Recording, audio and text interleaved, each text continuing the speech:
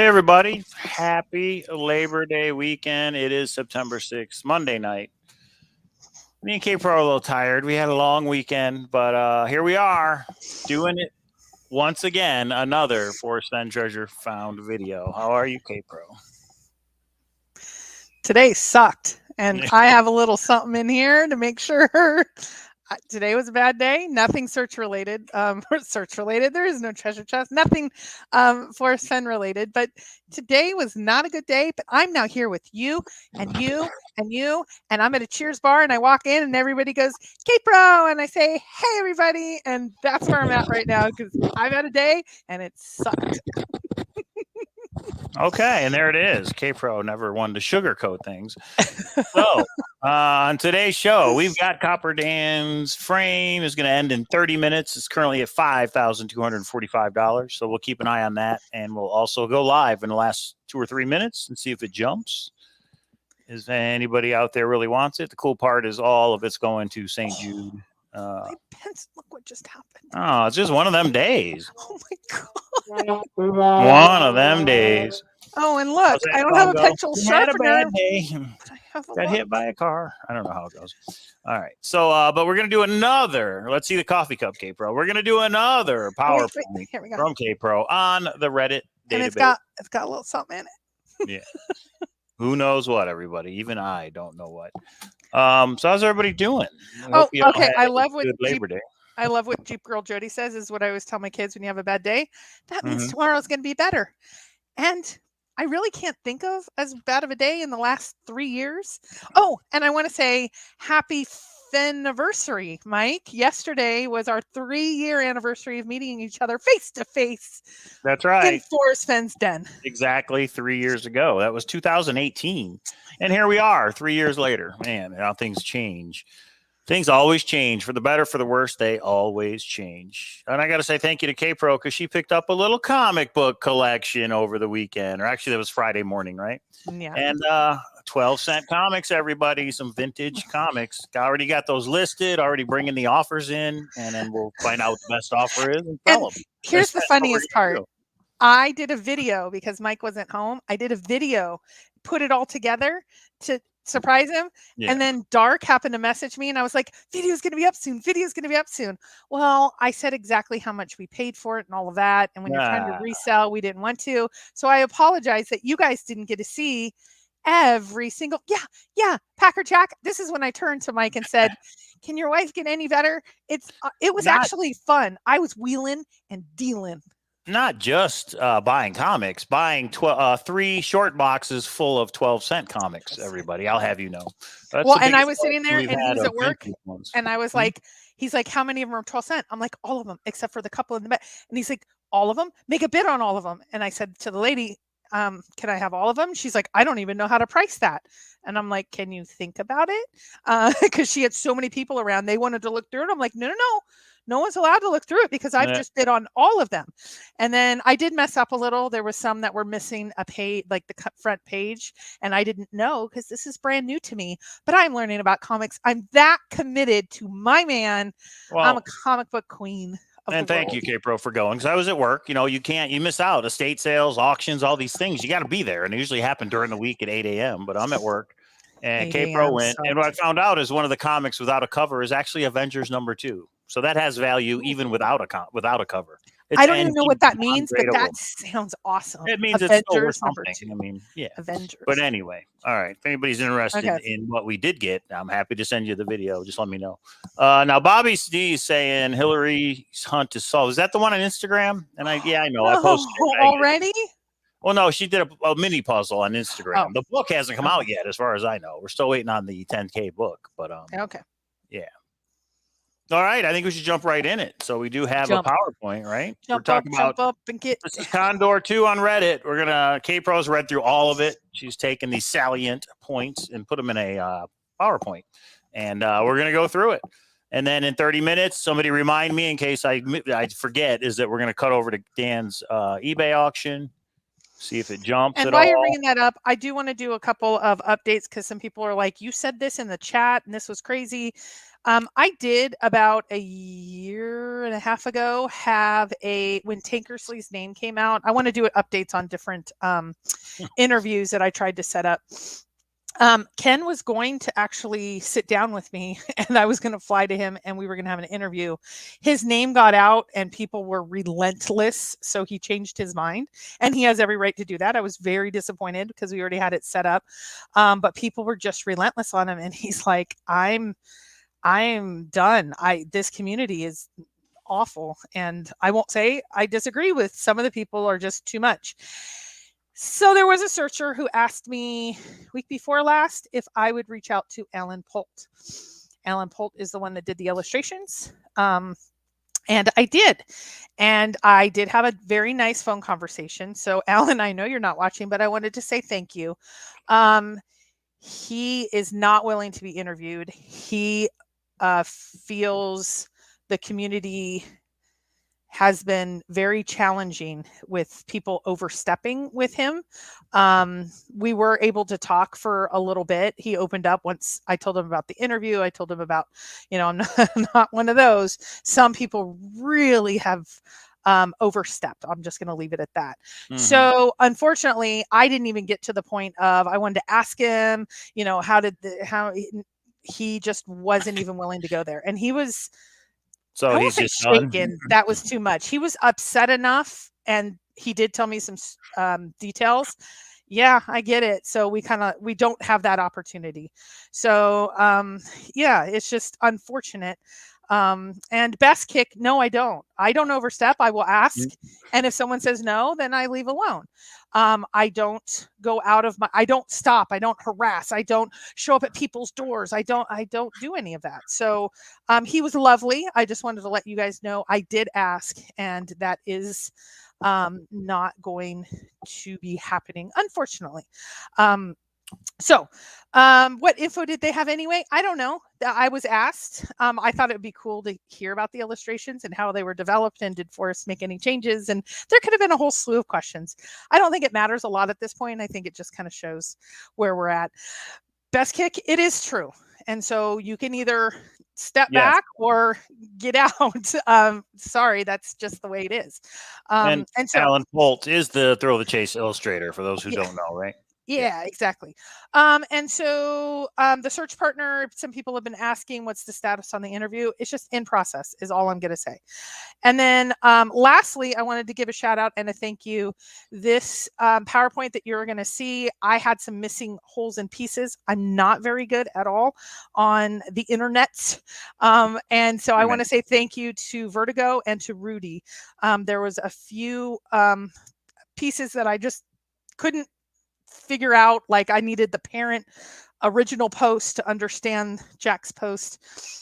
Anyway, I just wanted to say thank you to them because that brought it all together in harmony. And so we are ready for the PowerPoint, sir. Okay. Sorry, I'm fielding comic book questions. Sorry. Right, here we go. Drum roll. I got to get a drum roll sound effect. All right, now there, K-Pro PowerPoint, email from Jack about Condor 2, Condor database, talking solution, and treasure chest location. And then, of course, Copper Dam's frame giveaway in 20 minutes. We'll take a time out. We'll check in. Yeah, we'll check into it. What is it at right now? It is at drum roll, $5,245. $5,245, everybody, with 22 minutes left. Somebody is going to jump in. eBay does not extend their auction. So if you get a bid in the last 2 seconds, that's it. Nobody's allowed to bid higher. So I think that's probably what people are waiting for. Okay. So here we go.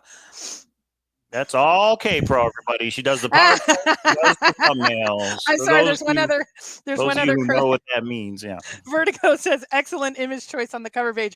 Shout out to Vertigo. I think that I just went to Thor and I got the first picture of, and it was in his 9 Mile Hole thread that has like 2,000 responses. It's crazy. And so thank you very much. I was just looking for a really awesome picture, and so shout out to you for that. So that's what we're hoping this is, Adam. We'll find out together, because I just saw it a couple minutes where we went live, but we discuss things when we're live. Okay. And if you do have a concern, best, not doing it live. You can email me at kpro3@aol.com. Here, just calling names and making accusations, you silly goose. That's not going to be effective. You're a silly goose. So we'll catch you later. But email me. If there's something going on, I'll be happy to try to look into it. Again, I'm not super tech savvy, but I will try to figure out whatever you need because I'm here for everyone in the community, or try to be. Okay. Alan K. eBay has a 9,999 limit. I didn't know that. That's interesting. I had no idea that there was a cap like that. But we'll see if it goes that high or not. We'll see. I'd be really happy if it went over $6,000, right? But we'll see. Oh, he's over 20 grand on this whole thing. Okay, let's go. It's actually going to be a little bit of a long night. So here's what we have. We have an email from Sam, USA, China, regarding Condor being Jack. He just asked him. Jack responded. He asked me at a time to leave him not as a source or unnamed source. Now he's like, to hell with it. And we're going to see the whole email. We're going to check. We're going to check on Copperdam's frame along the way, and then the Condor database. If you see a white slide, that means it's factual data. It's evidence that is found in databases or emails I've been given, etc. It's from the Reddit database, right? Word for word. Right, but also Sam's. If you see yellow, that means I'm summarizing it into how I digest it and process it and put it in my mind. So when you see yellow, that's a yellow light. All the rest of them should be green, but I didn't want to make all of them green. Yeah, remember I did that red, yellow, green. It's yellow. If you see yellow, that's me summarizing. If you see white, white is right because it's factual. White is right. Easy. Okay. eBay has my goodness. Alan K says, no, someone will put their max at $99.99. Then it'll go up that amount. I think somebody should bid $7,777.77. So that's just my opinion. Good luck, everybody, if you are bidding on it. And let us know if it's, somebody in the community, even if you're a stranger. Let us know who it is, and maybe let us know what you're doing with it. Yeah, and if you need our address or where to meet up, if you want to give it to us, hey, I mean, we just need to know when. Wait, we're talking about Amazon Prime. What show are we talking about, guys? Oh, Discovery of Witches. Okay, I have no idea what that is. Okay, here we go. Neither do I. Okay, here we go. Is Jack Condor. So now this is yellow, which means slow down. No, what does yellow mean? No, yellow means this is my summary. Here is what I did not do. Slow down. There are a few people that say, how do we know for sure Jack is Condor? I am not going to go over that part because this would be an hour in itself. I'm just going to give you, I'm not going to deep dive into this. I'm not going to give quotes. I'm just going to give you a summary. There are political posts from years ago that actually references Jack Stoof's articles. Condor talks about living in Philly, going to Temple, and other comments that align to what we know of Jack. If you click on the advertisement, it gives credit to a Jonathan that gets credit if you sign up for his promotion. Condor talks about moving to Puerto Rico if he found it, and we have some documents that show that he applied for tax exemption to move to Puerto Rico. The day of the find or the day after the find, he posted that aged well about the treasure chest. He broke the Medium article. He deleted a couple days later all of his posts. If you don't believe that this is Jack, you can go and look at those. I don't want to put too much time into that, so I just gave one summary, but it is, I think, so obvious that it's him. I didn't want to spend too much time in this space. Make sense? Yeah. And just to do a quick update, here we go. Let's bring it up.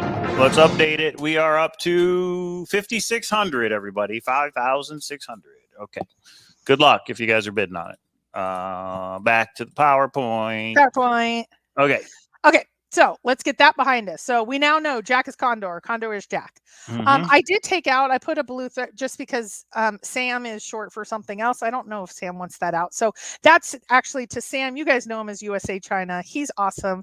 So here was his email, and this was back in July. And he asked, hey, are you Condor? He said, and this was Jack's response. I appreciate you reaching out. I've had a lot of people in my inbox wondering if I'm various users on Reddit. I'm not playing that game, but I can say I definitely never posted where I was looking for and found the treasure.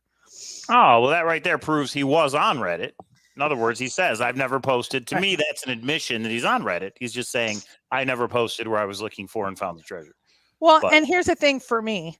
Just like you're going to see Condor posted. You can really only take what's factual is what happened before this became a full-fledged PR hunt. Like he talked about kids being able to do this. He said dangerous and all of that. He's like, it's all relative because after the fact, Forrest is going to say whatever he needs to kind of get by in the hunt. I see that with Jack the same. The database was before, Jack was the finder. So I believe that we need to hold the database as factual. We already know Jack has said some things that weren't truthful to us after the fact. And the reason for it is he needs to, it's self-preservation. This might be a self-preservation. He might be telling the truth, but I'm not going to give it a lot of merit just because we know once you lie, when we talk about reputation with our kids, once you lie to me once, I'm going to have anything that you say from here on suspect. Right? That's right. So it just doesn't, it doesn't prove anything. It's just saying, he's saying, I definitely never posted. But again, did Condor 2 post? So if we think Jack was Condor 2, as we go through this Reddit database, is he telling the truth when he says, I never told people where I was looking for and found the treasure? We'll see. Oh, goodness. Yeah, there's somebody that needs to go. Yeah, if you post nasty videos of me, you don't get a stay. Yeah. I didn't see that. All right. Okay. No, it's just some people in here don't think I can see their channels. So, okay. So this will be important but here's the other thing. There was a guy that posted about between 9 Mile and 7 Mile hole, 9 Mile bridge and 7 Mile hole. Jack didn't post about it, but he responded, that sounds like my area of the Madison. Well, does that mean that was his area of the Madison? Did he post it? No, he just responded to another person. So it could be Fenn speak, as we say. So anyway. Okay, so that was his response to Sam. Yep. Thanks for sharing it, Sam. Just more information. And thank you for being willing to be named because Sam's an honest guy. Otherwise, would have had another source. But no, Sam said you can use my name. You can tell everybody it's an email to me. Nomadic Madman says, I would never lie to you, K-Pro. At least I wouldn't lie to you more than once. Okay, I may lie twice, but no more than that. Exactly. That's exactly my point. How's that song? Tell me lies, tell me sweet little lies. Okay, what Condor are you posting? database. What are you doing? I don't know. I'm actually not doing this. I'm not sure what's going on. It might be a StreamYard issue. I'll have to look it up. I'll put a ticket into troubleshooting once we're done. I wish you weren't a liar. Yeah. Okay. The Condor database regarding the solution and the location of the treasure chest. So I have this set up at the beginning. It's going to get a little mundane because it's not really organized because it's a lot of different things that he posted about. But then towards the end, I'm going to go over WWWH, the Canyon, Meek, Home of Brown, and Blaze. I'll go over in order, and that's where it gets kind of good. But I wanted to give some context of kind of what he was talking about through this. Okay, here we go. Let's real quick go back to the eBay auction. We've got 13 minutes, still at 5,600, everybody. Okay. Jack was very active on Reddit, not just content, but commented on everything, even drama. You want to go through it? And I'm not. No, I will on this one, and then you can do the reading. This one's yellow because I'm not going to go into it in depth, but I know that Jack was like, I wasn't very active on the forums. I don't remember exactly what he said, but he talked about the physician. He talked about Dale. He talked about Jenny. He talked about Chase Jai. He talked about Diggin' Gypsy. He talked about Cynthia, Cynthia's photo, Cynthia's relationships, coins, tubers, maps, eBay auctions, toothbrush holders, different forums, being on AGK. He was on YouTube, commented on different tubers, commented on drama, commented on the WWWH website, commented on trolls. And I know he said that he didn't email Forrest a lot, but he even talked about, in my experience, he likes photos. That means you probably have emailed multiple times to find out he likes photos. But this is the one that's the most telling, that I think it wasn't just one or two random emails. What are you doing, Mike? Sorry. Sorry. That was an accident. Sorry. So he said, it really depends on when you send, what you send him in his whim. Like I said, it's usually a quick response or none at all. I have the best time is around 2 p.m. Eastern. I find that funny because that means you're going to have emailed him multiple times at 2 p.m. and get responses, and then email him at other times and not get responses to be able to make this statement. So in my opinion, and this is why it's yellow, he definitely was emailing a little bit more than he seemed to let on in his statements. I don't think it was just one or two. Well, what would you say with that last bullet? You think that means? Go ahead. No, the Jack emailed Forrest more than a time or two. Yeah, the last bullet, the very, very last sub bullet. Oh, you mean so Jack's saying that he has talked to him, in other words, right? Well, like I said, yes, he said that he emailed him a couple times through the years. I think how he said it.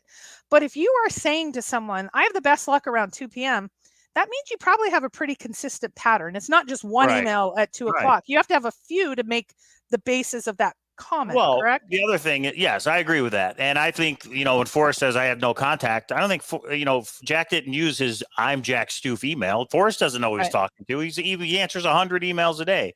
And I'm sure there are people, maybe including Jack, that have sent him from different emails. I don't have a problem with Forrest. I have a problem with Jack's statement. Well, just like Toby on AGK, he's like, I have nothing from Jack. And then he called me the next day when it came out that he was on AGK. And he's like, I didn't know that was him because Toby had hundreds of people. So anyway, this is just step 10 minutes left, 5,800. Okay. So something's going on. Jack was definitely a searcher. Jack was on Reddit. Jack talked to Forrest. Jack commented on coins, maps being sold. I mean, he was a person involved. He was just never on our show. That's all. So you missed out. No matter what he says, because he has said otherwise, I believe, and I can find the exact quote. Go ahead.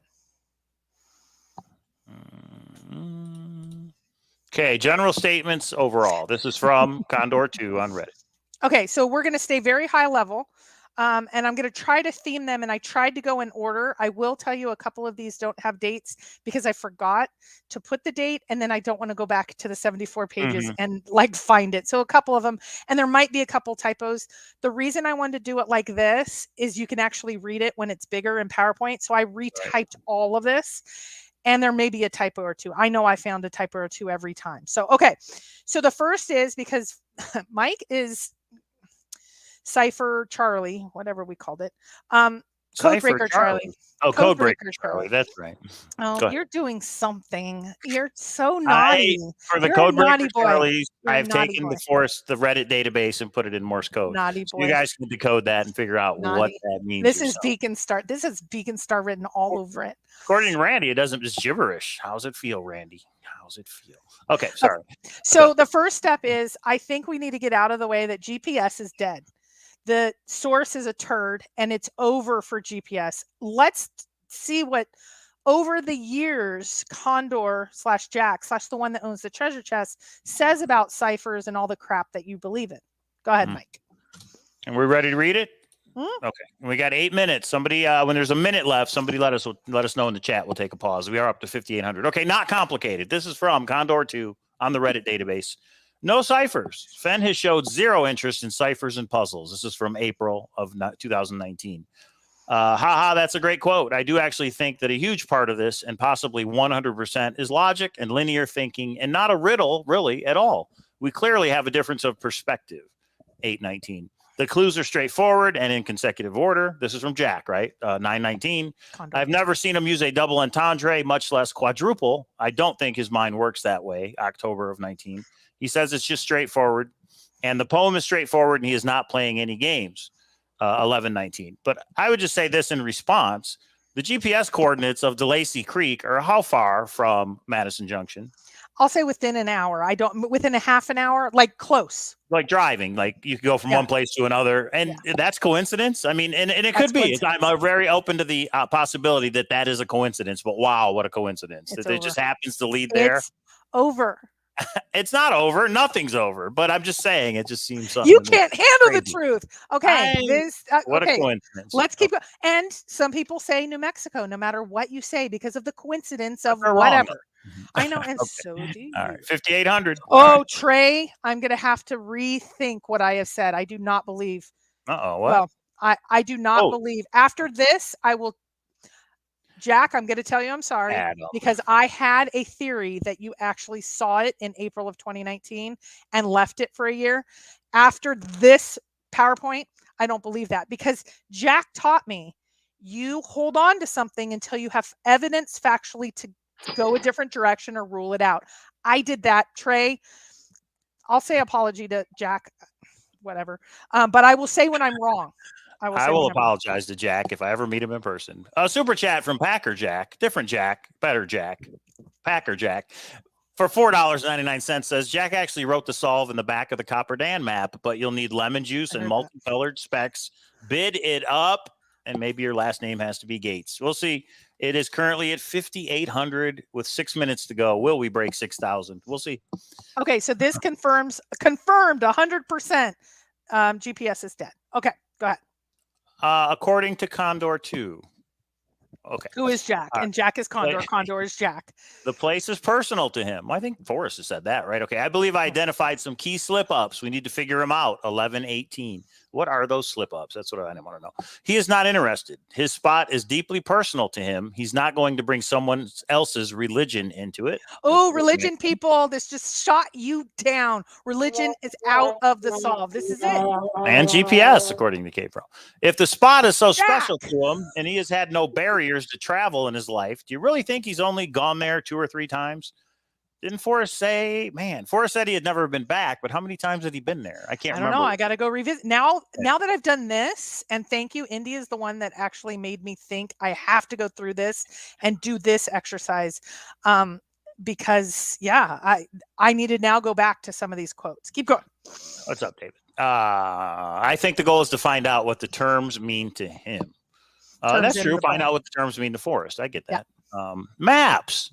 The crazy thing about looking at maps of the Rockies is there are so many feature names like this. Everyone must have gotten into the liquor or had half an arrow through their head when they named the stuff.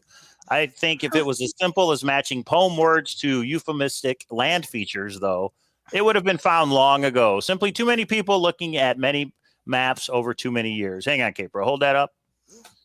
My mouse is having difficulties. All right. Yeah.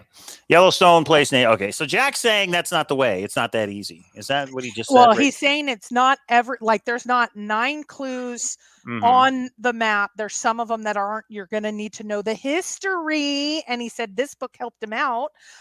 Or he said a book in the 90s that's discontinued helped him out. We'll get into that later. History, not his story. And Andy, the guy that told you about this book, him and I are going to do a Zoom because he's had the book for a while, and we want to talk about some of that. And Alan and a few others of you already have this book. It's amazing. Okay, keep going. I think if the solution was based on any names of features, it would have been found by now. There have been simply too many people poring over too many maps for almost a decade now. I guess I agree with that. If it was that easy. One way to the clue's solution. Ooh, he said it is not underwater, and I don't think a waterfall is involved. I understand the allure of a trail, but I've never seen any argument that the poem actually alludes to a trail. He also said he didn't go to the top of any mountain. And this question doesn't address whether there is only one way to arrive at the starting point to begin the clues. The poem really doesn't say whether the starting point is restrictive in this way. And lastly, and it's hard to say if he means the whole path. There aren't many canyons where you can only drive through it coming from a single point, for example. Okay. Okay. Oh, wait. What are we at? What are we at for the Copper Dan? Oh, hang on. And no, I've not found the map, Indy. All right. We'll read one more and then we'll go to the auction. Okay. We got 2 minutes, about 2 minutes left. Miscellaneous. I know metal detecting in a park is illegal. The map in Too Far to Walk explicitly says the chest is in the highlighted areas. He ruled out private land when he published the map. NPS purple is on the map. That's National Park Service. Yep. I don't think grammar or a thesaurus or an alternate meaning to words would unlock where the treasure is. Burn the damn dictionary. The clues are directions to the chest, but you have to figure out what they mean. I don't think art is very relevant. You say he is not religious, which is correct. And finally, from Condor 2, he has said the treasure can be affected by forest fire. Okay. I mean, they're just random things Jack posted over the years, right? Yeah, but they all kind of associate. So he had 74 pages of postings. And right. I'm trying to get the ones that are related in some way to the solver locations. So these are a little, like I said at the beginning, they're a little bit like if you have a waterfall, he's saying before, not really a waterfall. I'm putting enough of them because I wanted them all on one place so I can go and reference them later. 2 minutes. Bring it up, Mike. All right, here we go, everybody. And PowerPoints rule the world. I got to put a ticket into this stream. What's going on? There we go. Okay. All right, we're at $6,000. Hey, congratulations, Dan. But it's not over. It's not over. A minute and a half left. $6,000. Man, the community just continues to surprise, because if somebody who said, "Yeah, Dan's going to raise," what did we get? 15,000 from the regular donation. Yeah, 15.4, I think. And then the map would go on eBay for another 6. I would have been like, "Yeah." The kids at St. Jude's are going to be so happy. Dan says, "Highlight that, Mike." Yeah. Let's see. There it is. Is anybody going to snipe it at the end? Do you remember us with the maps? It was right Mike, at the end. It was like, get it. And you're like, "Do you want to go higher?" I'm like, "Do it, Mike, do it." Now, there is a little delay, I think, when you guys see this. So don't go off of what I'm saying. Make sure you get on eBay and you're looking at Someone bid 30,000 is what MJ just said. 38 seconds. You're going to get it in about 15 seconds left, so you don't have any issues. I don't think it's going any higher. I think it's staying at 6, but that is awesome that it went for 6,000. What is the red? What? You have been outbid. Oh, okay. That's because we bid $1 in the very beginning. I was the first person to bid on it. I bid $1. 15 seconds. Just think of what Dan could do with a map where Jack signed his name right. That could go for millions. All right, here we go. Or like some say, the real finder. Yeah, 6 seconds. There goes, 62.55. Oh, 8,100. No way. Holy cow. What are all these pictures on the bottom? Holy cow. That's the other ones with Copper Dan also sells. Yeah. That's what Randy was saying. He's like, $8,101. Congratulations, Copper Dan. Congratulations, Jack, and congratulations. Does it say who won it? Click on the 51 bits. It doesn't say. They're like commented out. It doesn't even say the username. They're commented out. So the person will have to come forward and pay Copper Dan. That's number one. And then Dan, please come on the show next Monday. Let us know who it was if they don't want to be anonymous and all that fun stuff. And yeah, what they plan on doing with it. And yeah, that's great. Mind blown. I think that kind of says it. Mind I did not see that coming, said Carrie. I didn't either. Bobby It was D like says he guessed it within 200. Well, congrats. Wow. Bobby. Wowza is what 3D Bron says. Yeah, you guys should just give People a like to this. Jack bought it. Ooh, Jack. And he won't be taxed on it because he lives in Puerto Rico. Nice. What's the shipping in Puerto Rico, Dan? I know you've already figured it out. Oh, Dan, if he Puerto wants you to hand deliver it, I'll go with you. I'll be K-Pro's hand delivering. I don't know. Okay, congratulations, Dan. That's awesome. Like I say, come on the show next Monday if you know who it is, if they want to come on the show as well, maybe just discuss. And you could give us the grand total for St. Jude. That would be really cool. And Pixel Ninja says, because that's what eBay does. So Pixel Ninja says, makes you wonder what the chess is going to go for. My guess, and this is a little bit of an educated guess, and I won't say anything more. My guess is it's going to go for 2.5 million. Really? Wow. Good. Congrats, Jack. If I would have moved to Puerto Rico for 2.5 million to save taxes on that. Okay, you guys remember this day when I said that. 2.5 million. A big thank you to Hope West, as Lisa reminds us that she's the one who donated it. She won it, and she donated it and said, "Dan, put it on eBay." So that's awesome. Another $8,100. Hope you. JK Pioneer says eBay just notified me, and that's because you're late on paying them on that silver coin you bought last month. You know what? JK Pioneer has single-handedly won me more money than anyone.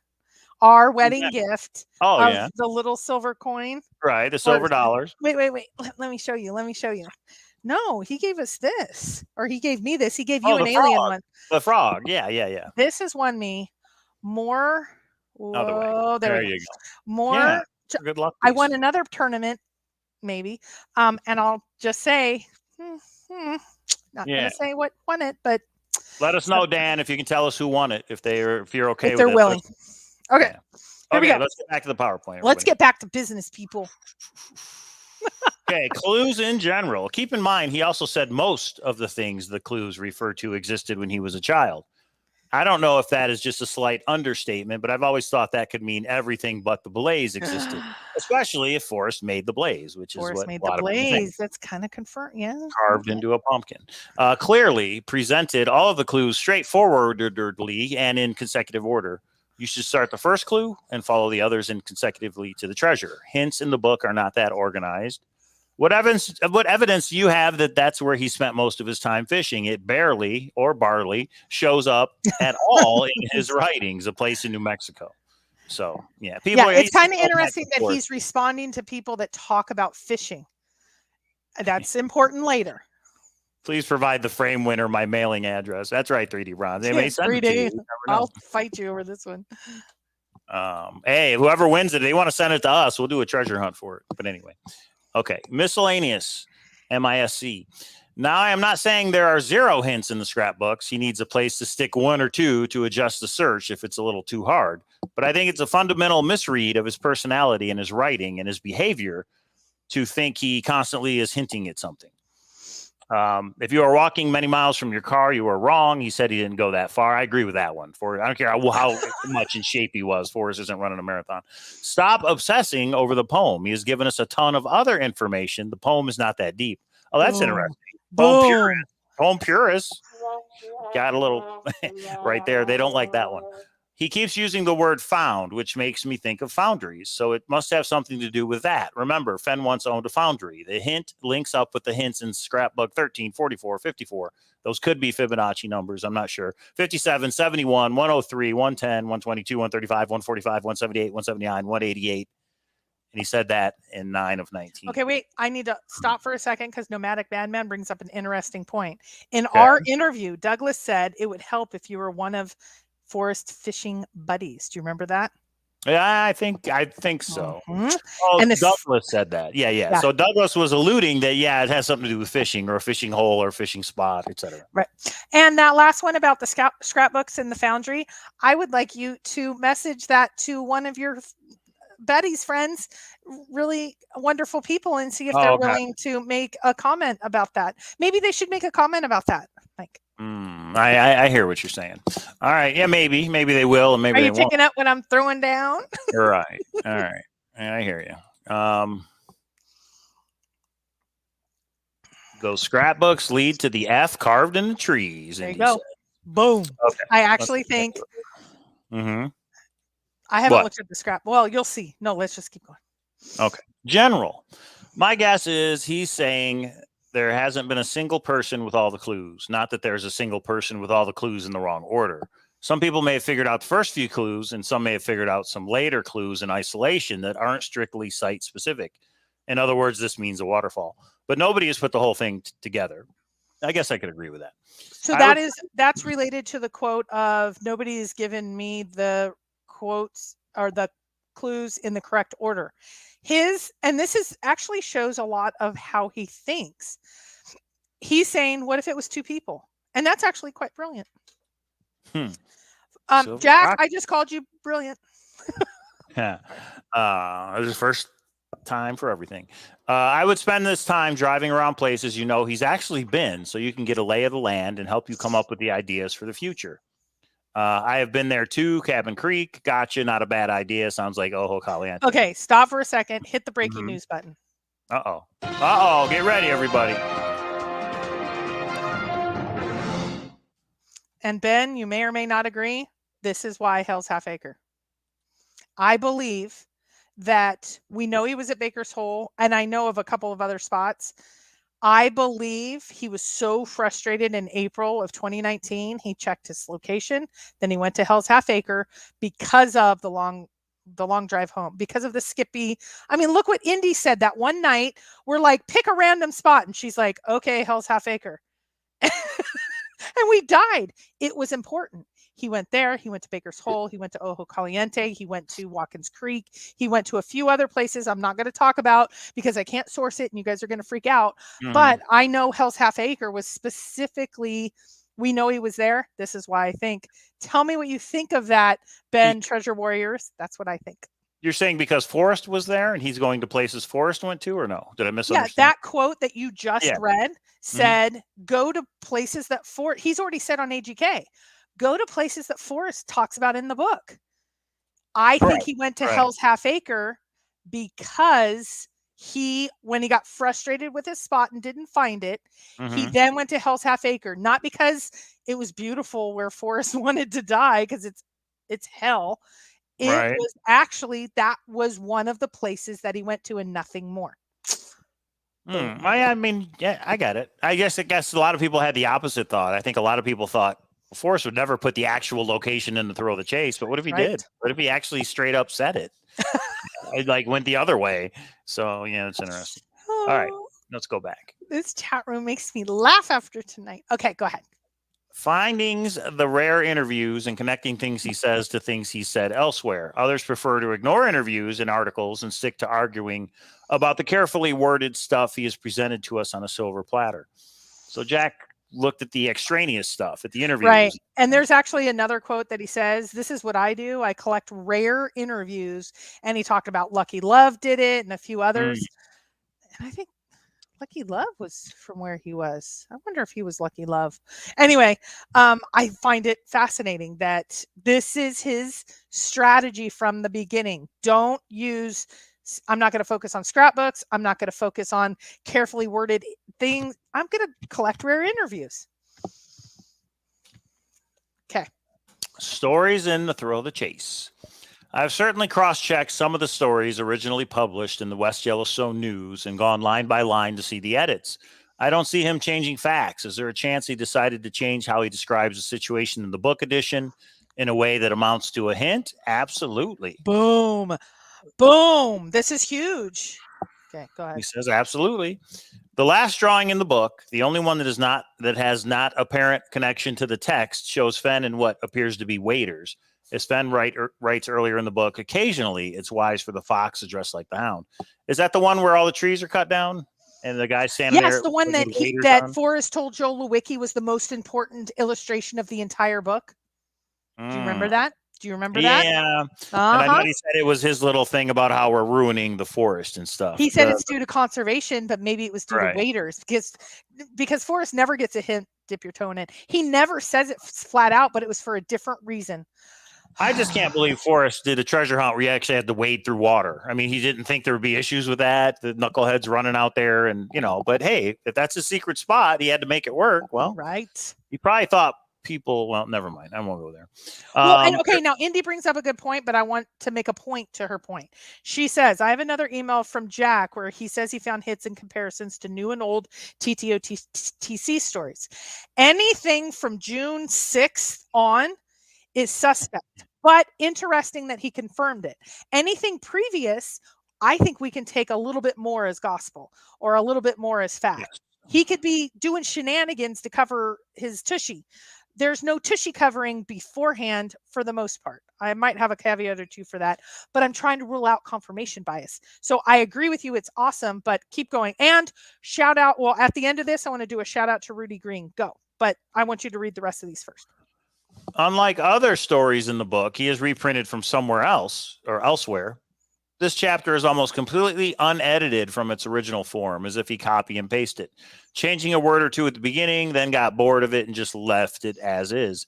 So if he slipped in a hint, it would have almost certainly has to have happened in 2006, which he was writing it for an entirely different audience, his Air Force friends. Based on this evidence, I think we can essentially rule out this chapter having a hint, at least in its text. Which chapter? Do we know which one he was referring to? My War for Me, which he said was the most important chapter.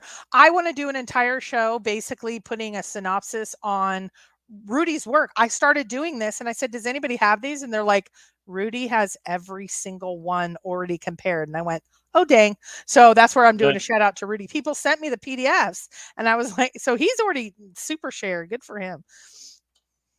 Okay, this chapter was expanded from an op-ed published in 2008. The original version had the scalding water and canyons, but nothing about gravy. Okay. And as far as, like Adam said, I can't believe there'd be a river crossing. What about families? But, Forrest... He actually talks to that specifically. He has a post on that, but go ahead. No, you can. No. When we get to it, we can talk about it. Jack actually talks about that, which I think is hilarious. Because back then I never thought it would, braving in the cold. I did not think meant water, but maybe I'm wrong. Double omegas. He uses the phrase turning alpha in the book. The second reference is to a teacher visiting his gallery. He has never used that phrase in any other writings, as far as I can tell. And he's never said it in an interview, according to Terry Scant. The strange capitalization is notable as well. I think the A in alpha was capitalized, right? If I remember right from the book. I thought this just might be a hint that the two omegas are important, as there are the same number of turning alphas as omegas, too. Overall, this could point to Madison Junction, where two endings meet one another, or the fire And that's hole actually, those little carrots are supposed to be alphas. I just couldn't figure it out on my keyboard. Okay. I wasted 10 minutes of my life. I couldn't find it, so I put carrots. Okay. And become a beginning, turning alpha, the start of the Madison. I don't know. It seems like a stretch to me, but maybe. Oh, for God's sakes. Hang on. For God's sakes. Go back finger, to the eBay auction. Itchy finger. Yeah. Go back to the eBay auction. And I have no idea where we left off. All right. Give me a minute. Right Talk to him, K-Pro. Right before the next show. So you guys are bringing all great points. And here is what this has done for me. This exercise has helped me put together in an organized way what has Jack said, or what has Condor Jack said specifically that I'm going to hold to the notion, if he says it, then we do need to rule it out, which rules out Madison Junction, which is a conundrum in my head. So then we have Ojo Caliente. We know we have the Madison. I think, well, so we'll get there, but this is what it's leading up to. This is, again, a little mismatch, but you'll see the method to the madness. Now, these are the last, I think, slide or two of the ones that I was like, okay, these are the ones that I'm really going to focus on. Go ahead, Mike. More interesting general statements. Just stick to the rivers and the lakes that you're used to. Don't go chasing waterfalls. Oh, wait, no, that's the song. Fenn used. Just stick to the rivers and lakes Fenn used. I don't think anybody got that. I know what the correct region is.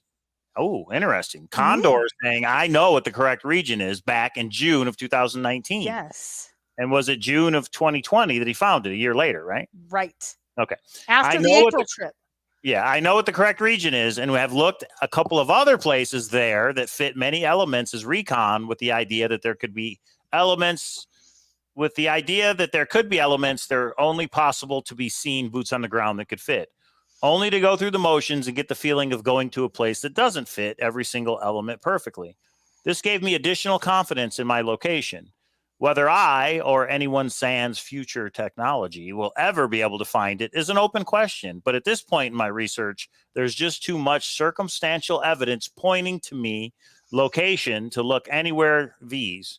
So is he drunk here? Some of the verbiage is off. It might be my typos. Oh, he's actually very eloquent in his writing. The chance that there's another location with nearly the exact same personal meaning to him that has caused the same behaviors in him that fits every strange comment and clarification about searchers' progress seems very low.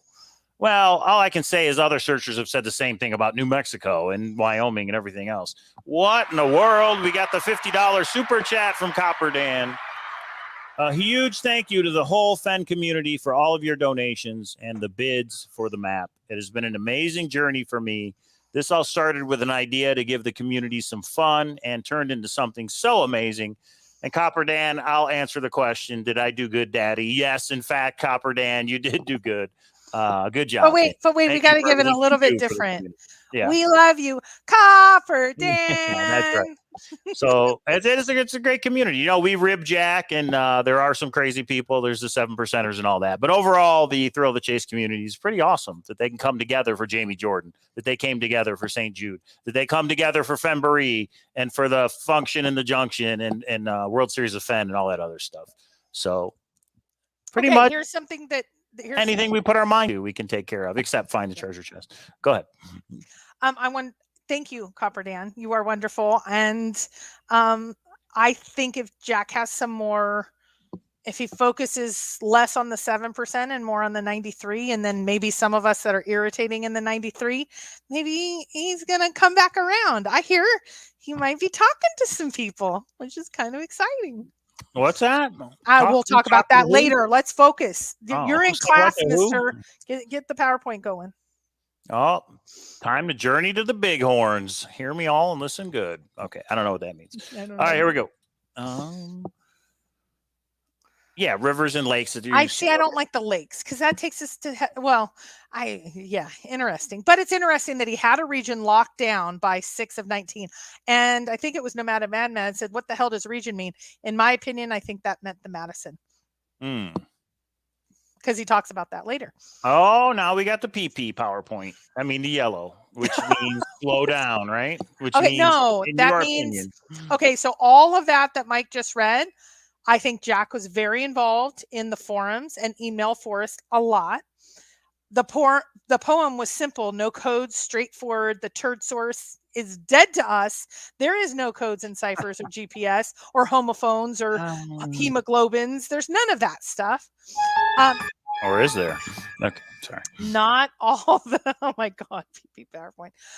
Not all the places are named on a map. So we know we have 9 clues. Not all 9 are named on a map. No mountains, no waterfalls, not on top of a mountain, not religious. He knew a lot about the park info, rules, information, all about the park. Jack visited many other areas, Hell's Half Acre, Baker's Hole, while he worked out this one particular place extensively, which I believe was on the Madison. He didn't use scrapbooks, but said there's tons of information. His focus was on rare videos and articles and the TTOTC story comparisons.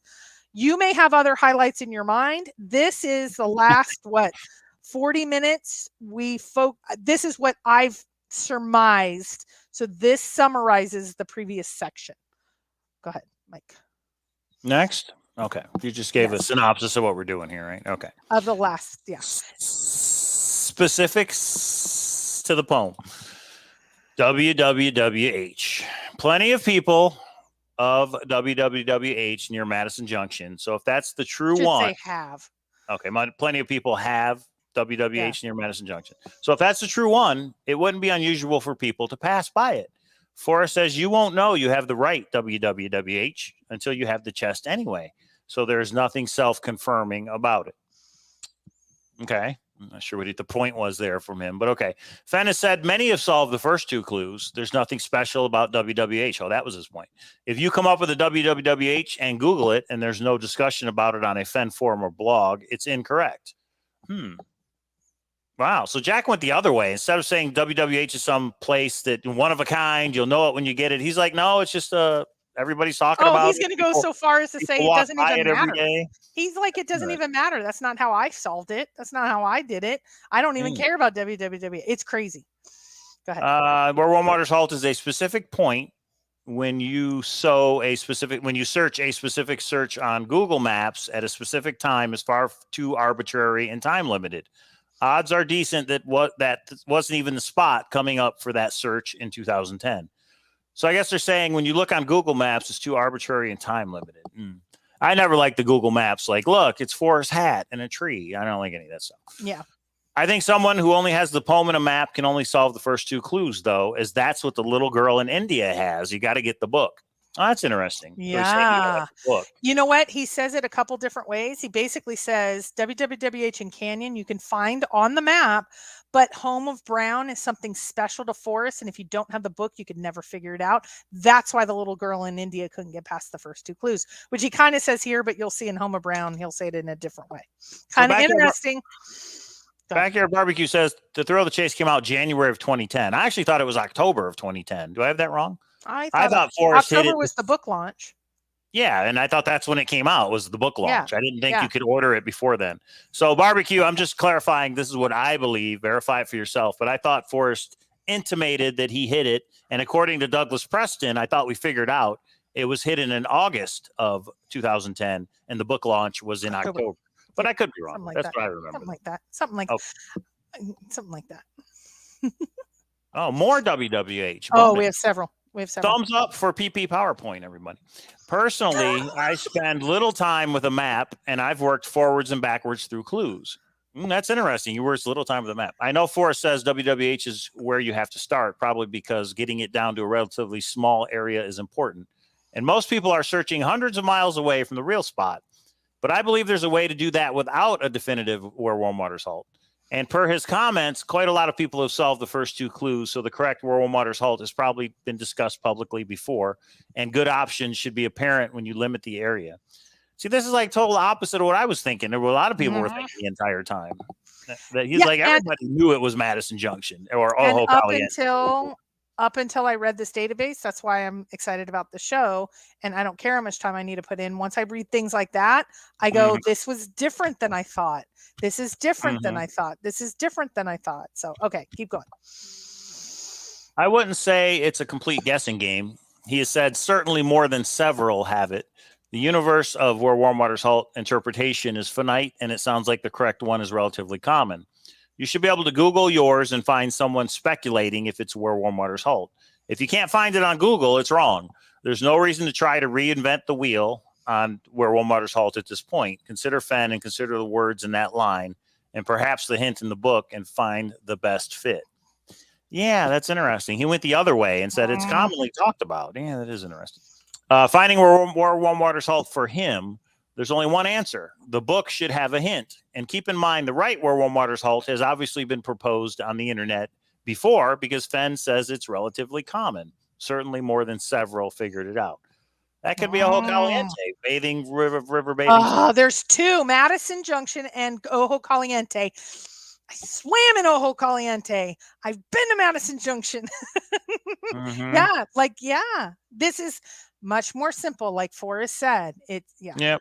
And straightforward. Yeah. Yep. I'm sorry. You're trying to argue that geyser water can be cold. Do you know what a geyser is? Remember, the little girl in India has a good handle on English. Yeah, geyser, doesn't that have to be hot by definition? But yeah, I don't know. I don't think Madison Junction is the right answer. What? I don't think Madison Junction is the right answer, but it's really silly to act like people who believe that have been proven incorrect because they are letting what is important to Fenn influence them. That one's huge because 9 Mile Hole, the only obvious common one is Madison Junction. Let me read it again. I don't think Madison Junction is the right answer because it's really silly to act like people who believe that have been proven incorrect because they are letting what is important to Fenn influence them. Super chat from Chasing Indy. Madison River was where warm waters halt for Jack, and Madison Canyon was the canyon for Jack. He used a topographical map from 1800s and applied the two clues to a comment said by Fenn via Money Magazine video. Okay. I don't know if that's true or not, but okay. That's a theory. I think the people who are using that have probably seen a map that shows some of the many geothermal features that feed into those rivers. One of those rivers is also literally named Firehole. I don't see how it's insane to think those rivers may be warm. So it seems to me now he's arguing that could be it. It seems to me that he is saying by those two, it is not Madison Junction, it's Firehole. Duh! The Firehole could be where warm waters halt. Right. I mean, he is saying the rivers may be warm. Okay. Okay, maybe. Let's get not where the Nookers are. In my opinion, Homer Brown is the most difficult and important clue because it's deeply personal to Fenn. Something has protected the chest for searchers so long. So we stopped WWWH. That's everything on WW. Now we're at Homer Brown. I'm sorry. Go ahead. Okay. It's deeply personal to Fenn. Something has protected the chest for searchers so long, and I think that is eluding us. It also matches up with the way he talks about how many clues have been solved. It also matches up the way he talks about, which is two clues. They went right past the other ones. Right. Okay. Yes. It may be possible to identify Homer Brown without knowing the brown aspect initially, but if there is no discernible brown aspect about it, once you have identified it, that means Fenn wrote a partially false clue. I vehemently disagree he would do that. It sounds to me like you have identified something you would like to be Homer Brown, but there's no brown there. I would move on if I were you. Okay, so he's going back and forth with people about Steve Homer Buckles Brown. At Bullwinkles. I say hi to Bullwinkles. Bullwinkle says hi. I might really want to say hi to Bullwinkle soon. The Firehole halts at home sea rim. I hate no, there's no anagrams. You know what, Indy, you might be right, but it's only a coincidence, like Mike says about GPS, because that's coincidence. Everybody, no, Turd Source is wrong. Turd Source, you're wrong. Go ahead. But can it be a coincidence? That's the thing. Can it be a coincidence? Oh, whatever. I don't know. I see what you're doing. And that you didn't even tell me. Am I an equal partner on this show? Also, we don't even know how he counts clues. Is begin at where warm waters halt the first clue, or is it begin it where warm waters halt and take it in the canyon down? If you take it in the canyon down from the other direction to arrive at the same Homer Brown, is it really skipping a step? I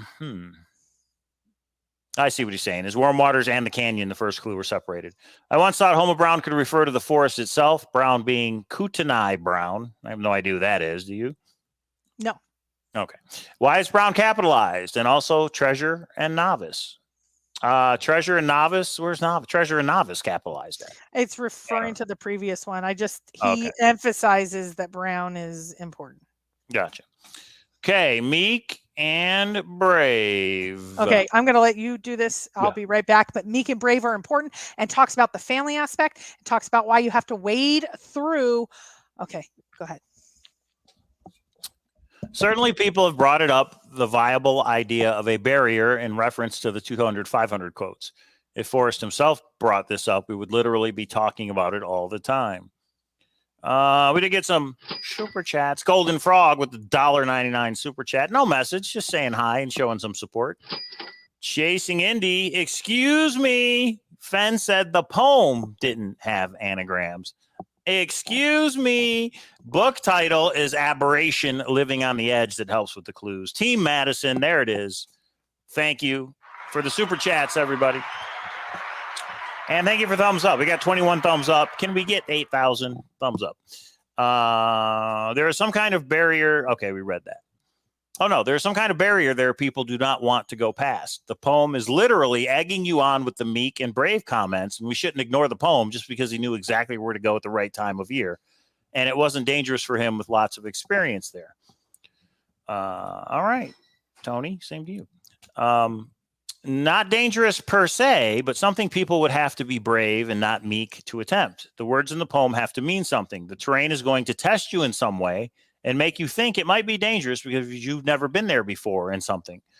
The terrain is going to test you in some way, and it's going to test you in some way because you've never been before, and you can submit to that. You can't submit to that. You have to get cold.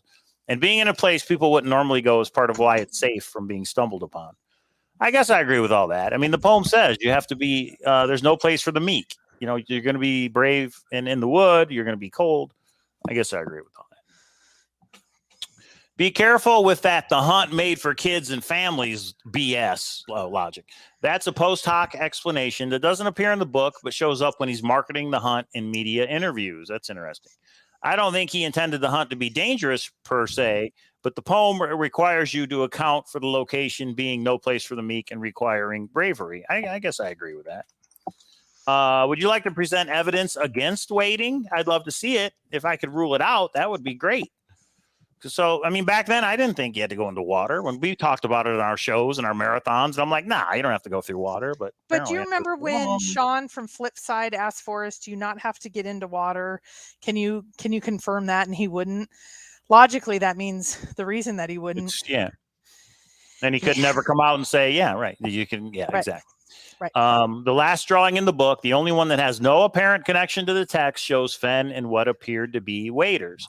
Now, I get that, but it also shows a bird on the moon and a bunch of cut down trees. So is it just the waders that's important or the rest of it? He's got an axe. To Jack, waders are important. To Jack, the guy that owns the treasure chest. To Jack. Right. But what I'm saying is I'm just thinking if that page was important, is Forrest saying I created the blaze with this axe and it has something to do with the tree and maybe it has something to do with the bird? Yeah, I'm just trying to put it together on how it could all fit. Maybe I just figured it out. The blaze. Here we go.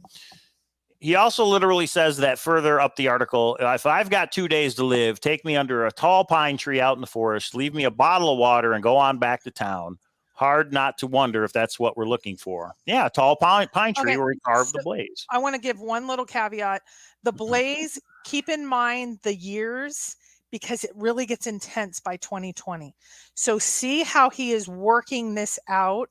And that's important in my opinion. So keep going. So now he's like, okay, you can tell in 2018, he's like, what's the freaking blaze? Is it a tree? Come on. It's starting to look like a tree. Okay. Got it. Okay. It could be that the natural feature that Fenn considers the blaze itself is not feasible to remove, but the mark Fenn made on it to make it the blaze is feasible to obscure. That's interesting. Yeah, that's interesting. So a lot of people say this is actually and I have the typo. It was not Jack. So let's say it's a tree and it has an F in it or a horseshoe attached to it or whatever. You can't remove the tree feasibly, but you could remove the F. You could, chip it out, or you could remove the horseshoe or whatever it is. Kind of interesting. Sometimes things don't make sense until you figure out what they refer to. Well, until you have Jack telling us. I mean, Condor. Right. Oh, I mean, that's not him. Yeah, that's interesting. Okay, but Forrest's hedge on whether the blaze is a single object makes me think the blaze is made up of multiple components in one spot. Beware of fake blazes. I think the F on the tree is the most common I've heard of, probably because of the scrapbook. Okay. That's fake blaze. Okay. The blaze cannot be anything massive that you can stand next to from multiple points, and it certainly can't be something you can just see in the distance from a narrow window when you're standing on top of the treasure, as some have postulated. I would not expect in the right solve to know exactly where the blaze is before you go there. He says it's unlikely to solve all 9 clues from home. He didn't want anyone to find it on accident. I agree the blaze is less obvious. My worry is that a tree has fallen on it since it was hidden. We should have a blaze out there to tell us where it is, unless the blaze has also been damaged. So by April of 2019, I could figure out the date of this one. Was it just before or just after? I bet you it was just after his trip. And he's like, what the hell? That's what I think. What the hell? Unfortunately, a tree blaze may be hard to find in the field without some luck. Making a small blaze like this was an extra layer of protection. Yeah, see? I don't understand why that would preclude a rock or a tree. If it's a rock or a tree and you don't know that's what you're looking for, you're unlikely to find it in a forest anyway. If it was a stranger or rare object that would stick out to anyone walking by, the treasure would actually be more likely to be found accidentally, or we're solving only some of the clues. I agree with that. I think it had to be something that made sense to searchers, but not to other people. And it can't be so huge and obvious. Like people thought it was this huge thing that would draw. It can't be a huge thing, or it would draw too much attention because it's something that stands out.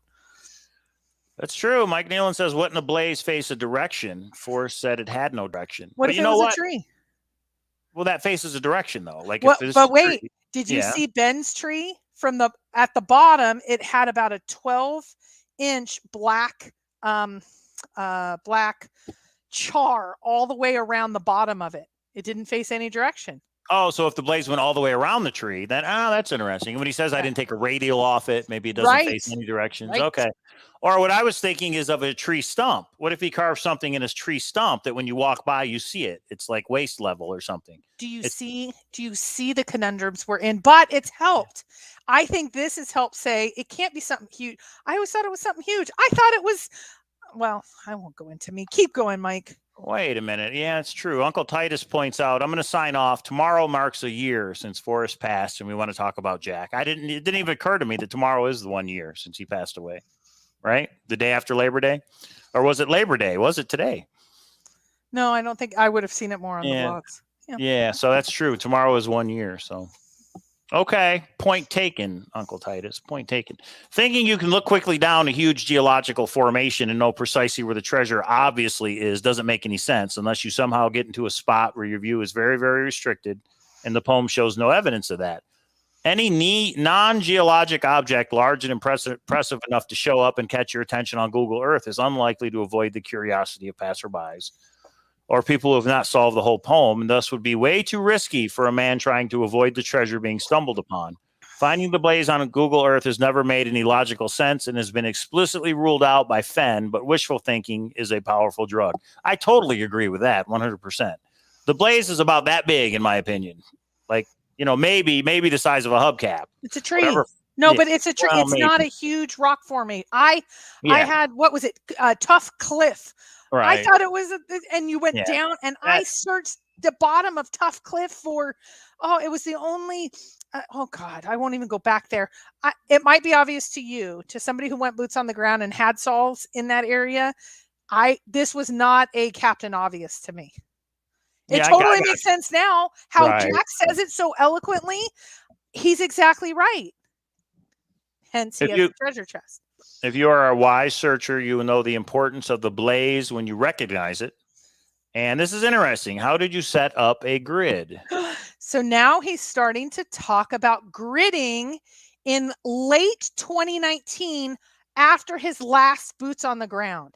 He has now said, holy hell, I can't figure this out. Something's wrong with the blaze. I need to understand how to grid search my area. This is why I now no longer think he actually found it in April. And there's more than one. You'll see a couple of them. Keep going.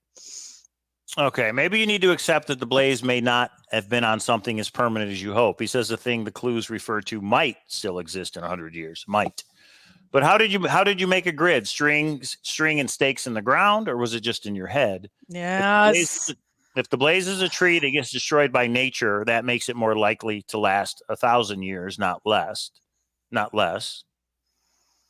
Unless we specifically ask him if it's not impossible, but not feasible for a searcher to try to remove a giant pine tree they happen upon it deep in the wood, we can't for certain rule it out. Okay, stop for a second. So he is saying, how do you make a grid, strings, stakes, etc.? If he's found the particular location, why does he even want to give any time to somebody who's trying to figure out how to grid search? Maybe he's trying to find something. And I know Carrie's saying, but he was responding to someone. Right. But he is discussing grid searching. He is, in my opinion, interested enough that he is putting the time into discussing with another searcher how to grid search.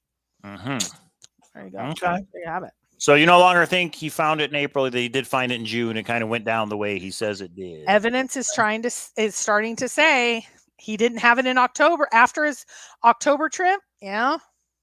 They call me Mellow Yellow. Okay, let me do this one. Okay. So I'm going to summarize what Mike eloquently just read to all of us. WWWH, he didn't need it to start. It's on the map. It's on the blogs. It's on Google Earth. A geyser is a strong candidate. Geothermal feature that feeds into a river. Not Madison Junction. I put a question mark because holy hell, what do you mean? And Ojo Caliente, he actually talks about Firehole as well. These are they're all in that same area though. Jack didn't need it though to find the treasure chest. Home of Brown. Brown must have something with the actual, he used in quote, Brown with the capital B. Most difficult, capitalization matters. Meek crossed it, waiting, cold, 200-foot, 500-foot reference at the Meek point. Blaze, it needs to be small, obscured in the deep forest, tall pine, not big. Searchers know it. Searchers will know it when they see it. Broken blaze, a tree that fell. He's grid searching by this point. Fake blaze, the most popular that he saw was an F on a tree. Mike goes on and on for hours. I just did it in 30 seconds. Come on. And thumbs up, everybody, for either one. Do you see how if I would have presented this slide, people would have gone, hey, what do you mean? You can't say that. You got to show. You have to lay out. Yeah, exactly. Got it. Okay. This is one of the better jobs I've seen, keeping things simple, straightforward, in line with the big picture. Okay. So there's two posts that I think were particularly interesting that he responded to. And this is at the very end that kind of gets us back to the big picture. This is one of them. So he actually responded, this is one of the better jobs that I believe it's keeping simple and straightforward and big picture. He really liked this interpretation. I will tell you, it's a lot longer than what I have here, but this tells you what Jack was a fan of. Okay, go ahead. Go ahead and read it. Yes. For me, the poem is about fly fishing in the Madison River. All the clues, when interpreted from that perspective, the words it and there are stand-ins for Madison River. This from the database, or is this our opinion? Database. This from the database. Oh, gotcha. This is someone so these bullets are someone that posted their solve. And gotcha. Jack was like, this is one of the better jobs. Look at this. Okay, so that's interesting. The words it and there are stand-ins for Madison River. Okay, we always thought you figure out what it is, you figure it out. Begin the Madison River where warm waters halt. The Madison actually begins where the Gibbon and Firehole end. Those two rivers carry geyser and hot spring waters out of Yellowstone. Canyon down. The river then flows into Madison Canyon. Since all clues are within the context of the river, down is downstream or downriver. Home of Brown. All clues are about the river and fishing. I contend Home of Brown is just a synonym for the Madison River, and this line is directing us to a specific section. A few reasons for this. It's no place for the meek, drawing nigh, no paddle, heavy loads, water high. Again, all things to do with the river. He wants you to get in the river physically and wade like a fly fisherman would. If you've been wise and found the blaze, I contend it is an obvious and unmistakable rock formation below the surface, perhaps 200 feet from where the treasure is on the bank. Obvious, below the surface of the river, is he saying? No, he's saying from the edge of the river over, it's 200 feet. Right, but he's saying the blaze is an obvious and unmistakable rock formation below the surface. I don't know what he means by below the surface. I don't know. Interesting. If you intend to check the Madison, be very careful crossing the river between 9 Mile Hole and 7 Mile Bridge. There is deep silt, which can be extremely dangerous to wade across. I'm currently in California, and you can message me for details if this is your solve area. My only question is, what made you pick your specific spot to search if your definitions of the clues are like this, which would fit much of the course of the Madison? And Jack's response, sounds from your post like you're visiting my stretch of the Madison. I've picked it over and found nothing there, but good luck to you. It's much less treacherous to visit now than in May in terms of crossing it. Though now the mosquitoes will swarm you nonstop, I still think this is the right interpretation of those clues, just the wrong location. It's got to be somewhere a little less popular and obvious. The last time I was there, I ran into another searcher, which can't bode well. So he verifies there, stretch of the Madison is where he's been looking. At 9 to 7 Mile. But then that goes back to his email to Sam that said I never posted where I looked or found the treasure. So now he didn't post about 9 and 7 Mile. He just responded, "Oh, that's my stretch of the Madison." He didn't say exactly. Is it Fenn speak? I don't know. Right. Yeah. Okay. So the final summary. He said Madison River. That's his stretch. He has said Wyoming. So we know Madison River and Wyoming. If we want to even go as so far as that last slide between 7 Mile and 9 Mile Hole. And we need to wade across the river. It needs to have a parking lot nearby because Forrest has said that. 9 Mile Hole parking lot is the most likely candidate. The final location was found by finding the special spot of Forrest. So let's go back. Do we care about what the WWWH was, etc.? We have narrowed it down to a 2 mile area, right? It seems like it, huh? Yeah, seems like it. It seemed like it. Okay. Uh-oh, Bobby G says, I'm sorry, but you're really grasping at straws, LOL. Now, which part? Because I'm not presenting my opinions, I am summarizing factual data. So I'm okay saying Jack made all this up since 2018. He was posting on the forums as a way to cover up. Some people might think that. Some people do think that. But which pieces are grasping at straws? Because this is not my opinion. This is factual data. Well, what's interesting is now we can backward engineer it, meaning if the 9 Mile Hole area is where you park, where did Forrest slip up and give away where he wanted to die? It would have to be in that general vicinity, right? So in what interview did he slip up? Maybe it was the interview where he said his favorite and he stopped and people thought he was going to say fishing hole. But how do you know what his favorite fishing hole was? Just from the Thrill of the Chase when he posted the book? So you know the picture that there's all the fish in front of a big rock? Mm-hmm. Yeah. From I could find my That's actually at 9 Mile Hole. Okay. So he actually puts a picture of the vicinity, what everybody thought he wouldn't do. Maybe he did. He went the other way. It was like, it's so easy. People overcomplicated the hell out of it. And that's so easy. Let's see. Is that it? Now, Trey said, agree with most of the interpretations. I still think it's likely he found April 2019. And that's possible. Why is he talking about grid searching? Why? Maybe he grid searched in April, but he did go to Hell's Half Acre. So it seems like he was still on the hunt in April. June, nothing super eventful, but by October, he's grid searching.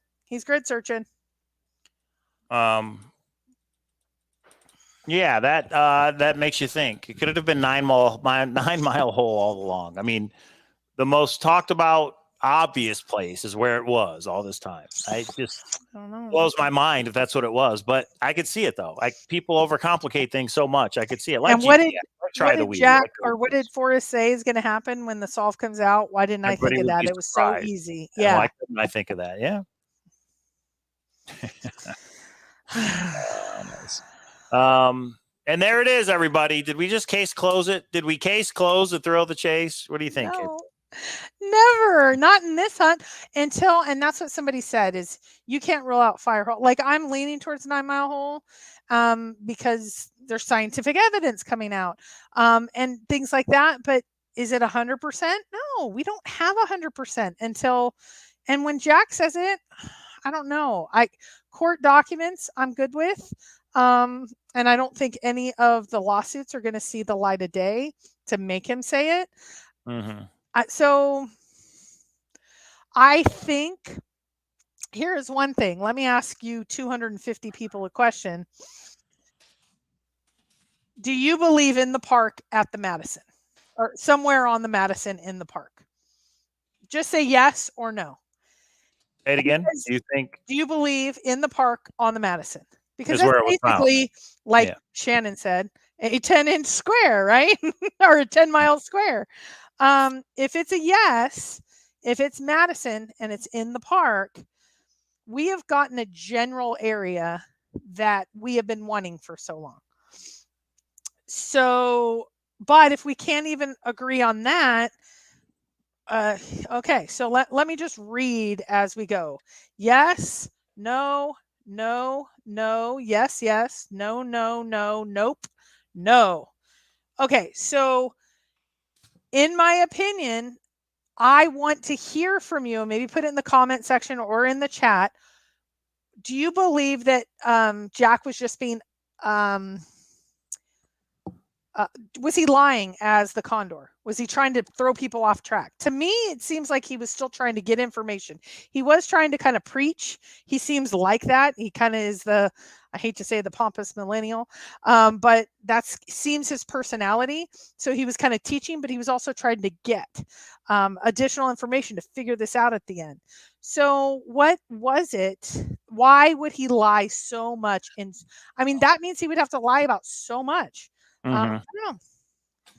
I don't believe it was anywhere near where Jack Condor spoke in any online forum. Okay, so if he's engaging with someone when they say, I'm at 9 Mile Hole and it's really dangerous, and he's like, oh, you're kind of in my area. Yeah, just make sure you do this and that. He's just making it up. Like maybe, why didn't he respond to anyone in New Mexico? Why didn't he respond to anyone in Colorado? Why didn't he respond to any? He seemed to only respond to people in the park and at the Madison.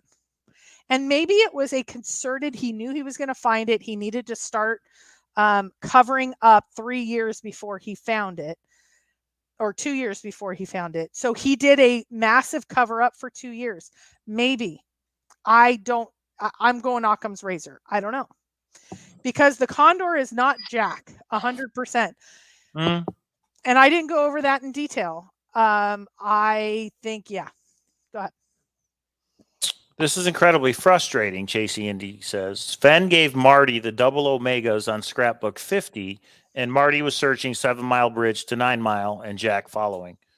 Oh, that's interesting. If that was her spot. I mean, how hard that's going to be for her. Frustrating for you. What about for her? It was like, that was my area, and I just couldn't find it. Now, could she not find it because the blaze was damaged back then? And nobody was finding it unless they grid searched it like Jack did. Yeah, and again, another horrible ending to the treasure hunt.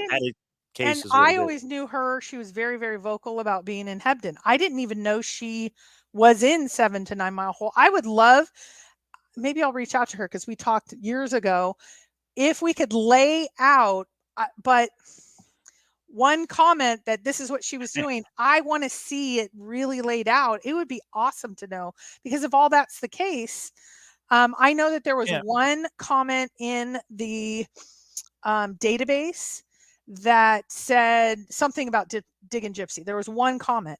Maybe that one comment is telling, and then we can go down the breadcrumb trail, but only having a couple random comments is not enough for me to look at. But a couple random comments turn into something that turns into something that really then turns into some evidence.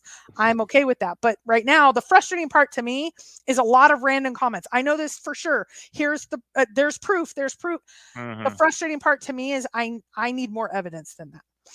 So Rudy says the damage blaze changed the ending, but I'm going to play devil's advocate for a minute. What if Forrest, when he made that blaze, kind of knew it might not last that long? And that way, his legacy would go on forever. That he didn't expect it to be found because he didn't think it could be found. I'm just saying. Forrest says he thought of everything. He says it's not feasible to remove that blaze, but then some nature just kind of damaged it and we wouldn't have recognized it. I'm not trying to say Forrest was shady like that, but I wonder if it was in the back of his mind where if I carve on this tree, could he get hit by lightning? It could, an animal could scrape it and just and make it unrecognizable, and then nobody will find it, and it'll just go on forever. Yeah, I don't know. Just a thought. Marty was told by Fenn to leave 7 Mile Bridge to 9 Mile Hole to go to Hegman. I have seen the email as proof.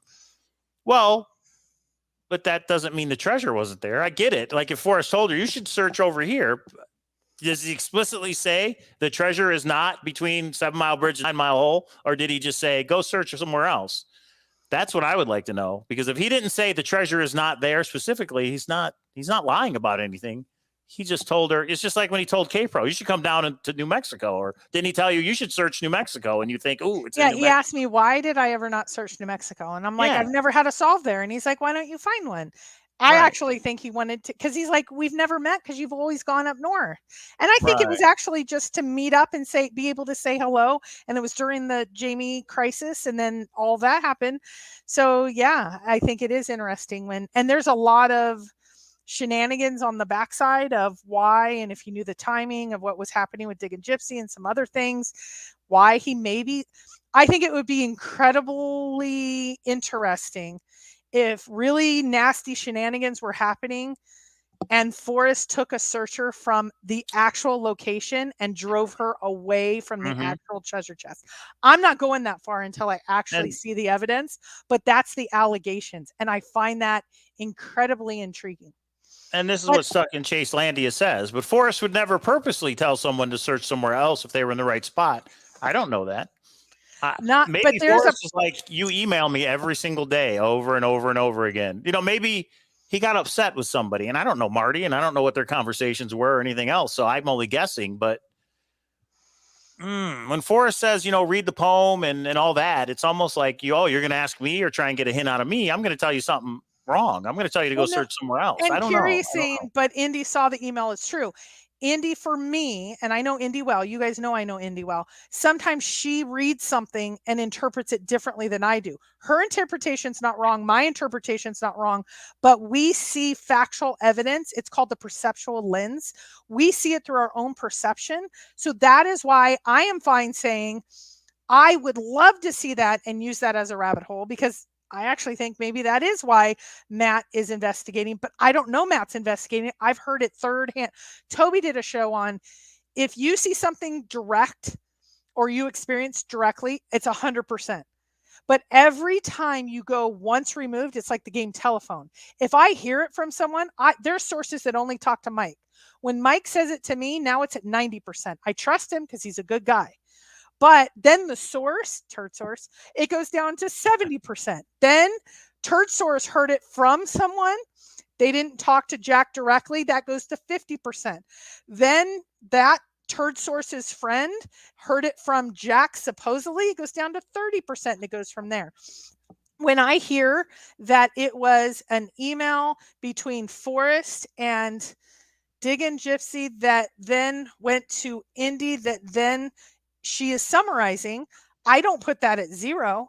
And Rudy Green, we don't put that at 0. There's some evidence, but I'm not going to put it as 100. It's not in the green. I'm going to put it as at least yellow, because I want to see it exactly.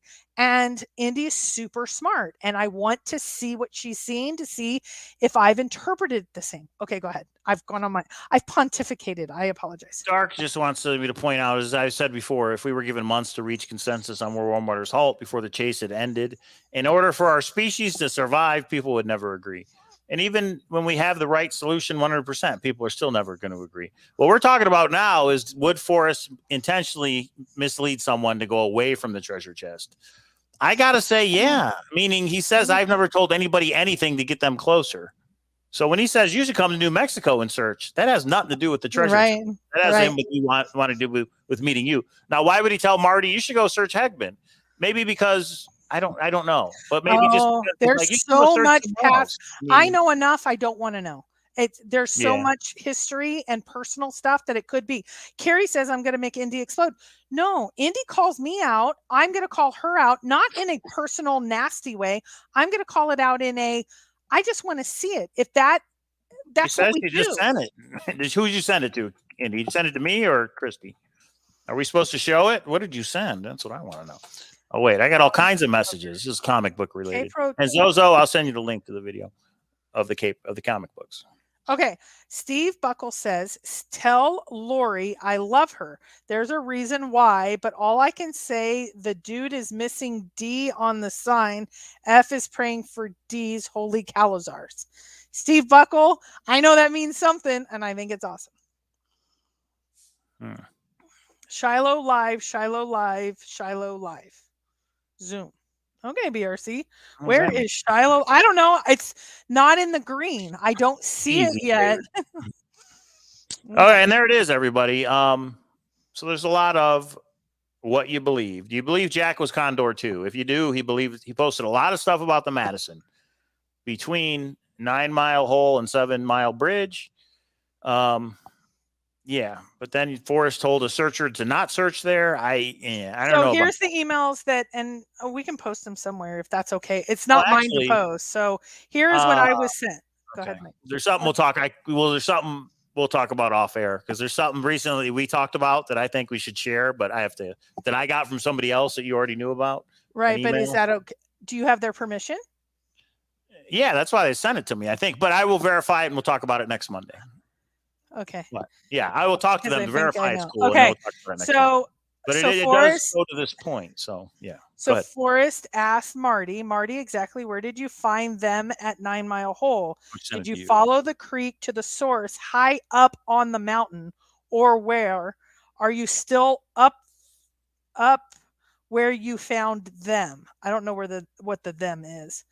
And then Forrest said, "Oh, ye of little faith, no wonder you can't find the treasure. Are you going to skip Hebden Lake?" So here's my question. Yeah. Okay, so it says, "Oh, ye of little faith, no wonder you can't find the treasure. Are you going to skip Hebden Lake?" To me, that in no way means that where the treasure is or is not. This is my point. Exactly. That he didn't tell her, don't look there. It's just, oh, you have little faith. Why are you? Yeah, those are two separate things, and we as searchers take it a certain way. I get it, but and I'm not saying that didn't do anything wrong, in my opinion. No, but this is the cool part We could debate this. We could have fun, and let's have Marty in there. She can give context. But to me, saying, like Forrest saying, why haven't you ever considered New Mexico? I don't consider him saying stay out of Wyoming. He said consider New Mexico. Him saying, why did you skip Hebden? Right. Here's another example. When we did the finale, remember we were going to do a fishing trip, and I said, where would you go fishing? You know what he told me? Do you remember? Rent a boat at Hebden. I had a blast when I was there. Did that mean he was sending me away from the location? In my opinion, no. But what a good debate to have. That would be really cool. Then Marty, please come on with Chasing Indy. Let's just have an 8-hour show of women screaming at each other. Everybody will watch. It'll be great. But that brings me, somebody said Sassy would say nothing burger. And Sassy, her whole thing was, I told Forrest it was agua fria. And he said, that's a good starting point. And she thought that meant she was right. No, that's a good starting point. Somebody says, if you think it's in New Mexico, you should go search. Oh, Bobby said that. Bobby said that Forrest told him something. What is it? About Mummy Cave. And he said, if you think it's there, you should go find it. Yeah, but that has nothing to do about if it's actually there or not. So what you just read, Chasing Indy, what K-Pro just read, that didn't tell her to stop searching anywhere. It's like Forrest says, what about Colorado? But here's the cool part. Other than what about Colorado? And when I've been on like Ben's show, he'll put up a poll, because the cool part is when we have 250 people in here, we can ask him, did that mean to you that he took her away from 9 Mile Hole and moved her to Hebden, or not? Yes or no? And I know the yes or no is hard to do, but it, again, interpret perceptual lens. And maybe there's more to it because there was a string and I only got a couple screenshots, but this makes my point exactly. I've had turd sources that tell us shenanigans. And then I have people that have told me things that I believe they're just off in the head. And then I believe that because they genuinely believe it and they're not. Like, I own the treasure chest. 40 people told me that. And then we have some people that have factual evidence that they've interpreted in one way and I've interpreted in another. And there's nothing wrong with that. But that's why we always have to start with the facts. Read it again. The one that whatever Chasing Indy just sent you. I just want to hear the beginning part again. Read it again. Where did you find them? It seems like these were arrowhead points.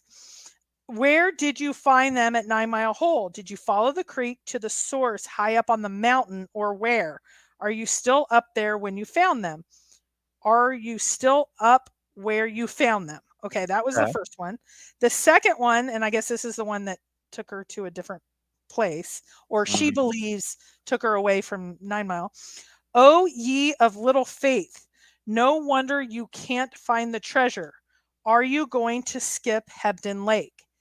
If she gave up 9 Mile, and went to Hebden over that email, I don't believe we can put that on Forrest if that's the only. And maybe if there was a whole set of context.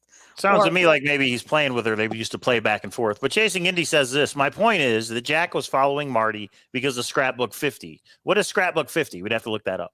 And Marty was at 9 Mile Hole area during Scrapbook 50. Sweet baby. How do you know Jack was following Marty because of Scrapbook 50? That's a big leap, Candy. Why do you say that? So let's ask. What evidence? Why? Why do you think that? What evidence is there why do you Jack think that? was following? Because I do believe that he did reference, there was one reference that I found in the 74-page database, but he also referenced Cynthia. He also referenced Dale. He also referenced a few other searchers. What factual evidence is there that there was? So Chasing Indy says the database. So did Jack ever post about Scrapbook 50? So if Jack went to 9 Mile Hole or 7 Mile Bridge because of Scrapbook 50, well, that's something Forrest put out. That has nothing to do with Marty. If he went there because of a scrapbook, blame Forrest. Like, what are you getting upset for? Anybody could have went there because of Scrapbook 50. I don't understand the point of. I don't know what Scrapbook 50 is, though, so we'd have to look and see what it is. Scrapbook 50 got the double omegas. Okay, so if Jack searched anywhere because of a scrapbook, how is that different than any of us? And I did find there were two postings out of about 700, between 500 and 700. There were two postings about the double omega, and Jack said that wasn't important to him. But again, now Chasing Indy's getting into Matt emailed Marty, and I'm not going to get into back and forth with other secondhand information, Candy. If Matt or Marty or you, they all can come on here and explain it if they want to. But the database proved Jack was following Marty. Okay, well, show us which ones. Show us how that works. So we'll be happy to talk about it. What in the database? Craig's like, Marty's needs to sue Jack. No, I'm not saying it's not factual. I'm just saying when I get 10 or 20 of these a day, and I know Indy better than most, I need to see it. What I've seen there is not. Yeah. Carrie Galloway says Scrapbook didn't talk about 9 Mile or 7 Mile or Madison. It talked about Marty and gave her the double omegas. But that's fine. If Forrest Fenn put a scrapbook out about a searcher, then I can go look where that searcher was searching. What is wrong? I don't understand what is wrong with it. I don't understand the issue. Wait. So can you bring up William just super chatted and said, can you show Scrapbook 50? Because it's going to factually show. Right. I can find it. But hold on. We know it is going to show 7 or 9 Mile Hole because it's going to factually show 9 Mile Hole. I know it. Mm-hmm. No, they said it's about Marty. So let's look it up. If I can find where I did. Oh, if I could only find. Okay. There it is. There it is. I've seen that. I just don't. Hang on. Scrapbook 50. Here we go. Okay, hang on. Scrapbook 50. Here we go. This is it, everybody. Very old news. It's breaking right now. Scrapbook 50. Here, let's make it bigger like this. Searching for money galore. November 2013. Treasure searchers are an inventive lot and industrious and energetic. I guess it comes with a genre. A pretty blonde-haired woman from Georgia has made the long driving trip to New Mexico, Wyoming, and Montana more than a few times. Last summer, she spent 4 days treasure searching in one spot on the Madison River. Sleeping in the car doesn't bother this gal, and I think the Grizzlies are afraid of her. A recent email from her illustrates why we don't need an equal rights amendment in this country. She bought a 67 Ford for $400 so she could tear it up and sell the parts. The radiator alone is worth $450, and I suspect she knows about which she speaks. Just think what she's going to get for the grill, generator, air conditioner, tires, rearview mirror, and taillights. If I were a betting man, I'd bet on this woman. Okay. So somebody could say, ooh, she's searching in Madison River. Forrest is saying bet on her. Okay. She has a pet rooster named John Wayne that she might sell to raise additional funds. Her neighbor brings her corn and he wants the chicken. 2 double omegas. So, but I don't understand the point. So do we have, now that we know Jack's email, did Marty and Jack ever, or but is this like, I know that one searcher that got so upset that somebody stole the solve. Is it that he went off of public data, 9 Mile Hole? Because for me, this is just me, hundreds of searchers was 9 Mile Hole. If we're saying Marty needs to have the credit, she was at 9 Mile first, I seriously don't care about that, but who cares who was there first? There are many, many, many, many people at 9 Mile Hole. Yeah. Candy, I don't understand the point. I get it. Forrest is saying, I'd bet on this woman, and she's searching the Madison River. And let's say that was right. Let's say 9 Mile Hole's right. He just gave every searcher in the thrill of the chase community that read his scrapbook a hint to go to that area. So what? I could have went there when I read this. So if this is what made Jack go there, good for Jack. He found it and she didn't. Yeah. And Dart said so many were 500 feet searchers. I mean, and I think I look at Dale's and I look at so many people that look at Ben. Ben had video from I don't know. To what end? Okay, we know a searcher named Marty, we know a searcher named Ben, we know a searcher, and add 50 to the list. Search 9 Mile Hole. Right. That means 9 Mile Hole. Then we rule out fire hole. We rule out everything else. We have found, like, why does it matter? Oh, Lord. Now you're in trouble, K-Pro. I'm at the point where I'm tempted to good luck or picking up. Q with the super chat. Q says, even if Jack followed someone and it was a foot race, he found it. There's only one winner. Right. I agree with that. As long as he didn't break into anybody's email or do anything illegal, which he didn't as far as we know. But Forrest put that scrapbook out for everybody. It's not like that was inside knowledge. Well, and I wasn't on Dale's enough to know, but I believe that's the only place that Marty posted. So was she public with her location?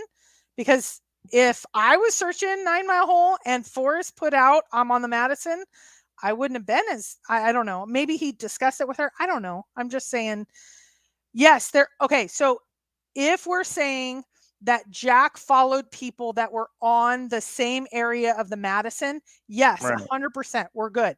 Yes. Anything more? Did Forrest move her or any of that? That would be interesting, but I haven't seen any evidence of that. There were a lot of searchers on the Madison. The Madison, there were pictures of. I was at Ojo Caliente. If it ends up being at Ojo Caliente, I don't need a show about how right I was.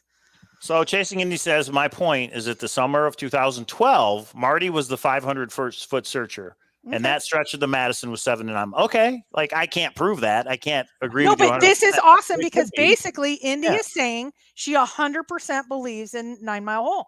That's I get awesome. It. That's awesome. And then there's this. Well, I didn't know they made 9th place ribbons. But Jack found it. It doesn't matter what scrapbook led him there. But if you just want to say, but that means Marty was the lead searcher. Okay. I don't know that for sure, but I guess it could be. I think Marty could be one of the 200, 500, Tony, Decopoulos, Dale. There you go, Indy. This is for your PowerPoint. Make the PowerPoint and lay this out in a concise manner. And everybody would be like, oh, now we get it. But thank you for the super chat. I told her that, and she's your exact quote, Indy, was you're too lazy to do that. You use that word. I didn't use that. Right. No, you're not. You're smart. You're super, super smart. I'd love it laid out. And here's the thing. Here's the thing that's awesome. If you can show through evidence, it lays out exactly 9 Mile Hole.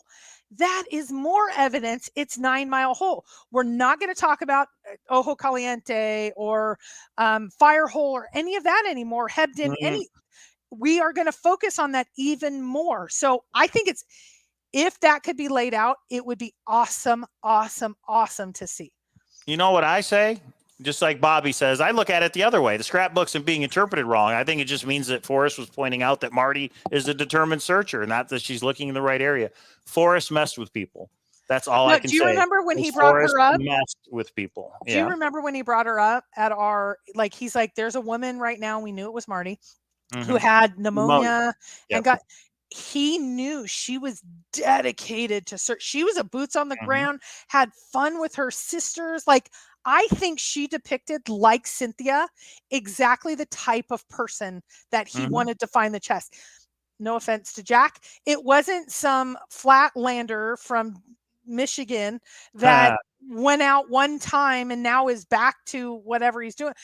He wanted the adventurers. And I think Marty, I don't know her well enough to know. I know there's drama and other things. Come on and tell us about it, Marty. You're welcome on here. It would be awesome. And she did some interviews, and I talked to her way back in the day. And so, and I know she believes in 99.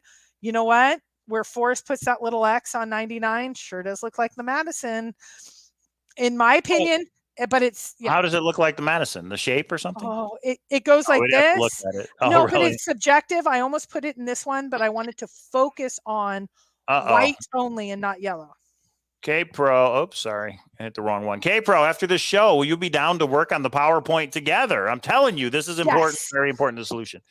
But when I will say this, Chasing Indy and Marty and anybody else listening, if Forrest says, "Oh, ye of little faith, why aren't you searching Hegman Lake?" There is a little bit of a, he's pointing. He did point her toward Hegman Lake. And if that's not where the treasure was, she has a legitimate right to be upset. But I think Forrest messed with people. Did you just mute? Oh, yeah. No, okay. I'm just saying yes many times. Yeah. Oh, I heard Forrest told me when she called him when she found out where it was. Really? Was she pissed? Okay, their words.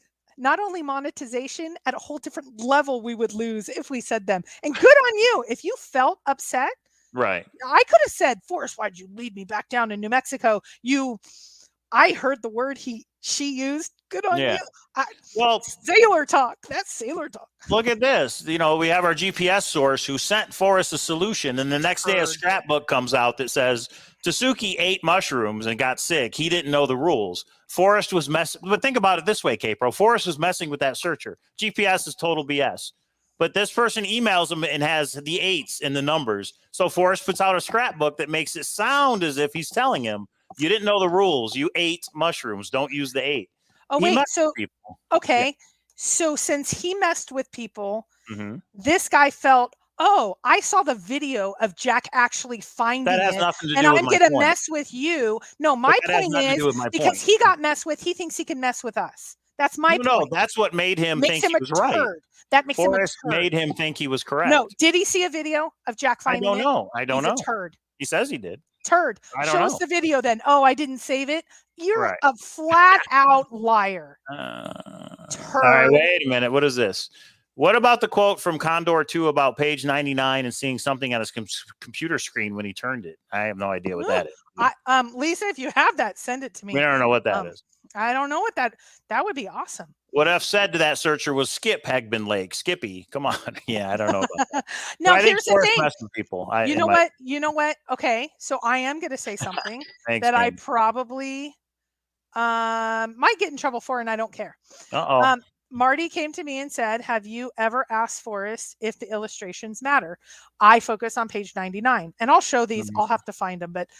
And I said, Forrest flat out did tell me don't waste your time with the illustrations is what he said. He didn't say no, but he said, don't waste your time with the illustrations. To you, he said this?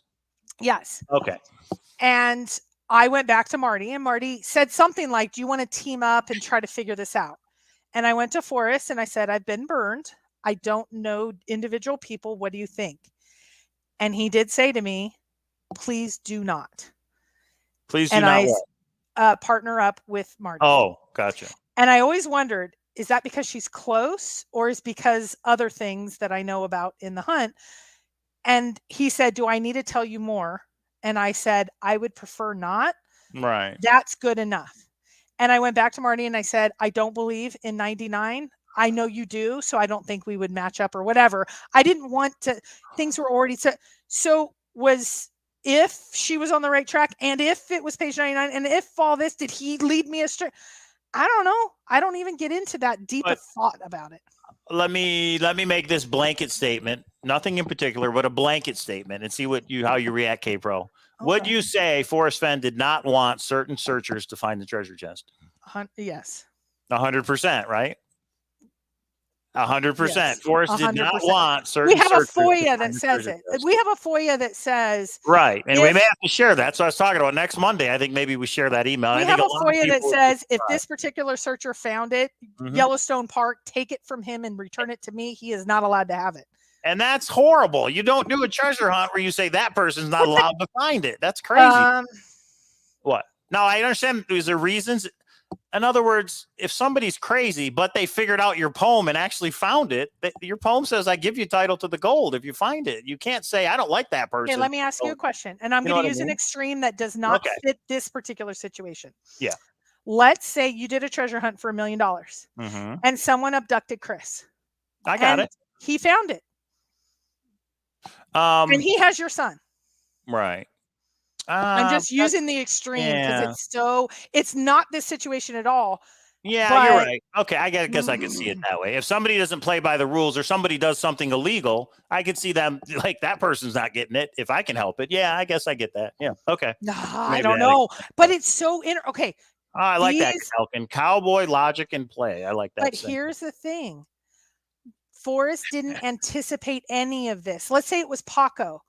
Paco's trying to kidnap his granddaughter. Is there a way that he could try to keep it out? Right.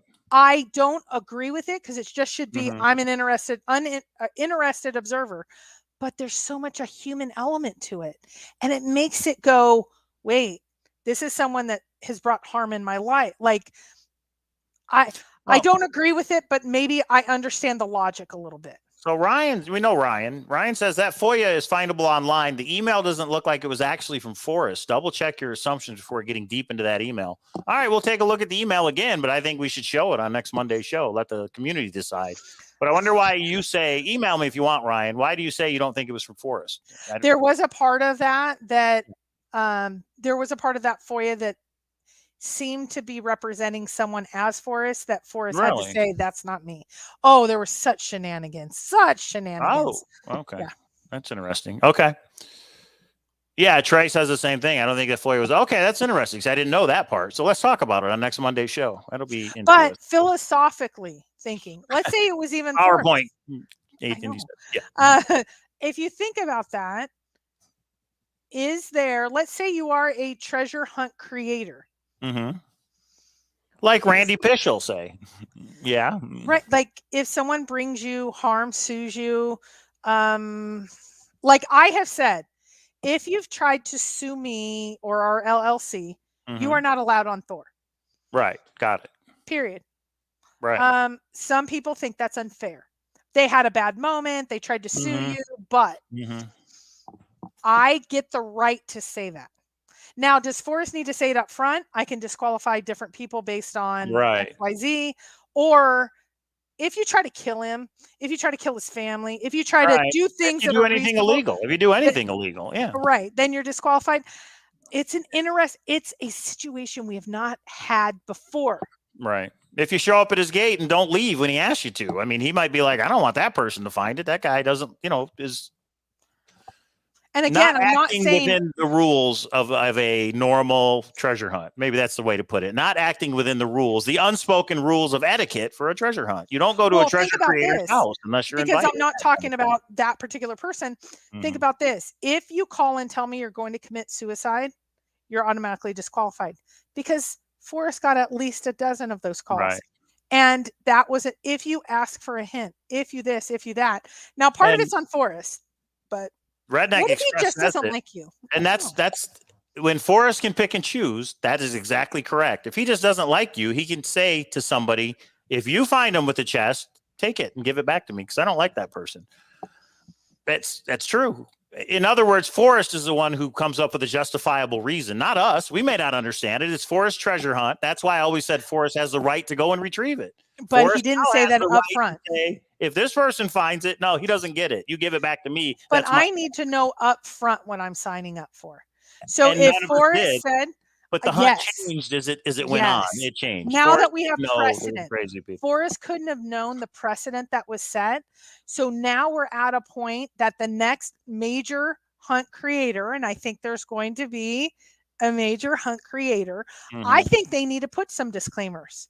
I think they need to say, if you are caught doing anything illegally, you're disqualified. If you do, if you threaten my home, if you come to my house, if you break in my house, but most of those rules are because it's a proxy item and you're awarded the thing. Forrest was, hey, this is a poem. If you find it, you get to keep it.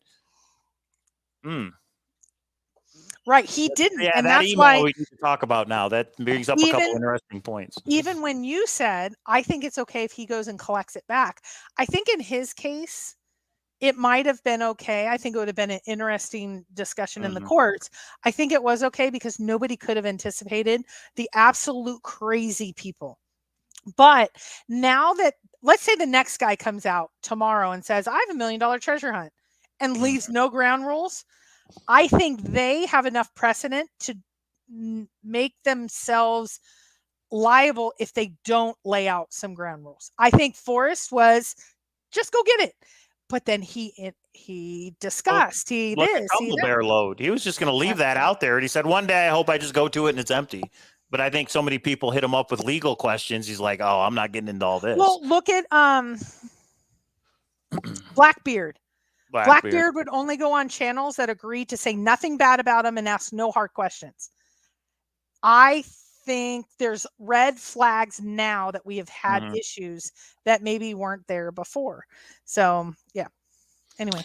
All right, everybody. That's 2 hours on Labor Day. Rest in peace, Forrest Fenn. It was a year ago tomorrow that you passed away. And here we are still talking about you. Your legacy will live on in the thrill of the chase. And Jack's, yours probably will too until we find you in Puerto Rico. Okay, that is thumbs up for the PP PowerPoint from K-Pro. The yellow. It's just a nickname for the yellow. That's all. Thumbs up for hidden messages that some people don't think mean anything, but they really do. You just have to figure it out. What? Michael. What? Monday nights are Forrest Fenn. That you're trying to intrude and I see you. Oh, okay. You know what? You know what Detro did to me today? He goes, oh, is that right? I'm just, that's my kind of day with the kids. Honey. Oh, no, Bobby. Figure it out yourself. But you're right. Maybe that Morse code is better suited for Thursdays. Okay, everybody. That's it. Thank you for the super chat. We got 44 thumbs up. Congratulations to Copper Dan. Thank you to Hope West for putting that on eBay, having Copper Dan do it. And whoever got the frame, let us know what you're going to do with it. Reach out. Marty, Candy, come on the show. Let's have a boxing, whatever. I don't know. You talk to K-Pro if you are actually going to work on the PowerPoint with Candy, that will be a very interesting PowerPoint indeed. But that's your call, K-Pro. JBR Princess. Well, I don't mind. Rock's coming up in a couple months. I don't mind building a database, but it needs to be based on factual evidence or in the yellow or red. That's all. And we're gonna be succinct, and it's gonna be. Right. And yeah, thanks to K-Pro for putting together the PowerPoint. It takes a lot for her to go through that. I wouldn't do it for you people. I just do Morse code that you have to figure out. Hoolie's got it. Thank you for the case. No matter. Morse code. Yeah. Oh, wait. So is next Monday the Beacon Star? No, that'll be Thursday. Dark. Go home. Dark. All right. Zozo, I'll send you that comic book video. Check it out. Okay, everybody. The journey of the chase. Good night, everybody. Rest in peace, Forrest and Peggy. We will see you Thursday for Beacon Star Thursdays. And then we'll see you next Monday. And who knows what we're going to talk about. But I do think we should talk about that email. And you know the one I'm talking about. Because I didn't realize you got it after a searcher sent it to me recently. And you're like, oh, yeah, I got that for you. I'm like, oh, okay. I was shocked. No, I want the other one. What other one? I did see my mom. Mama Cowlazars was in the chat. I did see her. Thanks, Uli. What other? Follow the money. You know what I'm talking about. Oh, yeah. Well, that email we have not seen. So that's just speculation at this point. There's a lot of emails we'd like to see. And so there's so many things that start to develop and then they fall by the wayside when they don't have the factual evidence. Right. Yeah. So like those yellow slides, I did very last. I actually typed in every single comment I put in a PowerPoint. It was like 95 pages. And then I had to start to group them and group them and group them and make them digestible. It takes a ton of time. And that's why I say, I understand some people are like, I don't have time to do that. Then your theory may not be as accepted as others. The Condor database put everything out there. I hope this one helped a little bit with digesting one. We did one of these based on just the legal and all those aspects. And then this one is based on that next piece. K-Pro, Zoom me in 15. Chasing Indy's all about it tonight. If you have all the factual evidence to put together, yes. Maybe you guys should just go live and do this PowerPoint together live with everybody, but that's up to you guys. Mike, make sure to have this available because we're doing this with Indy. Oh, I thought you meant on her channel. All right. Well, we'll see. Oh, I don't mean the channel. Go FF yourself. That's pretty good, Dillard. I like that. Okay. All right, everybody. Hey, thanks, Lorraine. We appreciate that. Thanks for this. Holy, the FOIA that Mike is talking about was done like over a year ago. It's out there. It's a public document. This is not new information at all. Right. Yeah. And the only thing that I've not shared in relation to the will and estate is anything personal and totally not related in any way to Forrest. And I mean, you'll just have to trust me that I don't want to share more just because it's personal. It's family stuff like cremation and like some of his wishes and stuff. It's just not related. So everything else I've shared. That's what I'm trying to do is just share as much as possible. So mom, I'm a cool mom. Yeah, you know what my daughter said to me is she was trying to come up with the worst thing in her mind today because we had a little bit of an argument.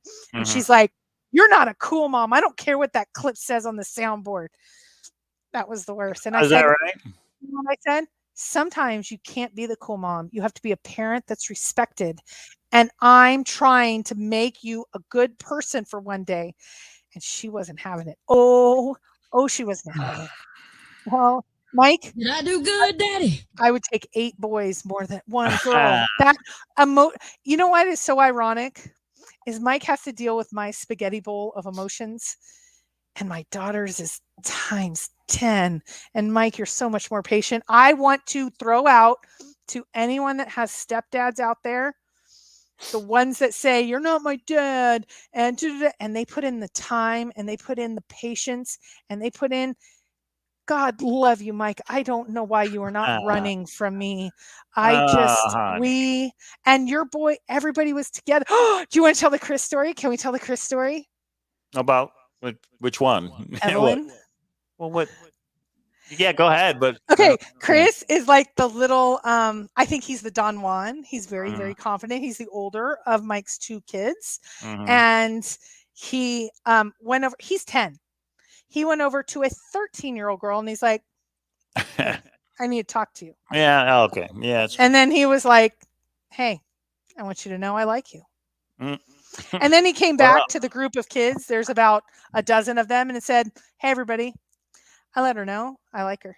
And then, of course, my daughter, who's the most drama-filled person on earth, brought her in. And I love her to pieces. Brought her in, is like, "Oh, Chris just said she liked what?" And I said, "Ellen, what do you think?" And she was just like this. She and then didn't know what to say. That's where I grew up. And that's where I'm gonna be. What is wrong? It is so cute to have those moments. That was a moment that I was like, okay, Chris is little Mac Daddy. Okay, let him own it. Yeah, we'll see. It's fun. Let's hope he doesn't get him in trouble someday. He's 10. It was cute. Well, someday. I'm sorry. 10. He's 10. He's cute. All right. So, okay, everybody. Bobby D solved the puzzle. Hillary, let us know when the book's coming out. Treasure Hunt Amusement Park always has room. Thanks, everybody. 2 hours. Thumbs up for us. Make sure you leave a comment on the video. And if you like our videos, subscribe and tell other people. What's wrong with you? Thumbs up. All right, we'll see you next time. And we have a big update on storage wars of the Cowlazars. Storage auctions. We got a couple we're bidding on, so if we get them, we'll let you know as always, and we'll let you know how this comic book collection went as well. Yeah, so. And I do. Okay, just to say, I had a stepdad, and he was super important. I never have seen it from the vantage point of the bio mom to stepdad, and being a stepmom with all the big, huge warts and moles everywhere and being the worst person ever. And so I just decided I'm going to be the nicest person ever. Oh, what do you need? Oh, you love blackberries? I'm going to get, oh, you love peaches? I'm going to get peaches. Oh, you love, okay. Anyway. Good for you and your father. Blending families is, and again, props to Mike. I may have lost my temper for the first time in a while today, and Mike it never has. Okay, Mike, to be clear, everybody, I'm switching gears, but to be clear, Bobby solved a mini puzzle that was on Instagram. He did not solve the $10,000 treasure hunt. That book is not out yet. So I just want to make sure. Hillary, come on the show when you have the book in your hands and we have a launch date and we'll talk about it. We need a new song. Congratulations to Bobby. He solved the mini puzzle. That's awesome. Yeah, that we need to say, yeah. Gallatin Ghost. But that's the cool thing about YouTube. You can watch it again. Oh, Gallatin. Can I buy you? Gallatin, why did we start without Gallatin here? I know. What is wrong with us? It's usually Randy that's just showing up right about now. He's probably we're busy working on the Morse code. No, he was whatever else he has to do to solve it. Go ahead. You know what he said at the very beginning? What? He said, "Is this when K-Bro comes on and cancels the show?" I said, "Only if you come on and give us a hint." Randy, don't be a playa hater.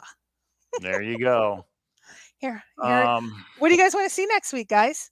What do you want to see next week? What do you want to see next week? I can make that much money in 5 seconds.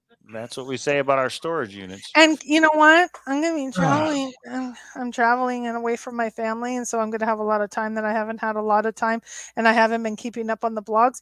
And I hate being away from my family. And so if you guys need to see something. Oh, here's one. Oh, here's one.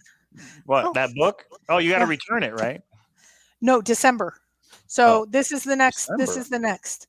And Rob, thank you. And Alan, thank you. There's a few of us that want to dig into this book. Hey, Jack, we're narrowing it down on you, my friend. We know it's in the park. We know it's in the park, and we know why you're worried about that. And maybe we can help you. Jack, won't it be funny one day that you and I might be drinking a beer together and actually come to a professional agreement? That Centaurian Lounge. It wasn't you. It wasn't me. It just, it had to be done. And it's out now. You don't have liability. That statute is still holding, but we know, and you can handle the truth. Okay. And yes, Thursday, Beacon Star. We'll talk about it. Definitely another Polybius is in play for the Beacon Star. Okay. All right, everybody. There's so much to talk about. And that's why we go live every Monday. Forrest Fenn Treasure Found. Subscribe, and we'll see you guys next week. Say bye, K-Pro. Bye, K-Pro. Bye.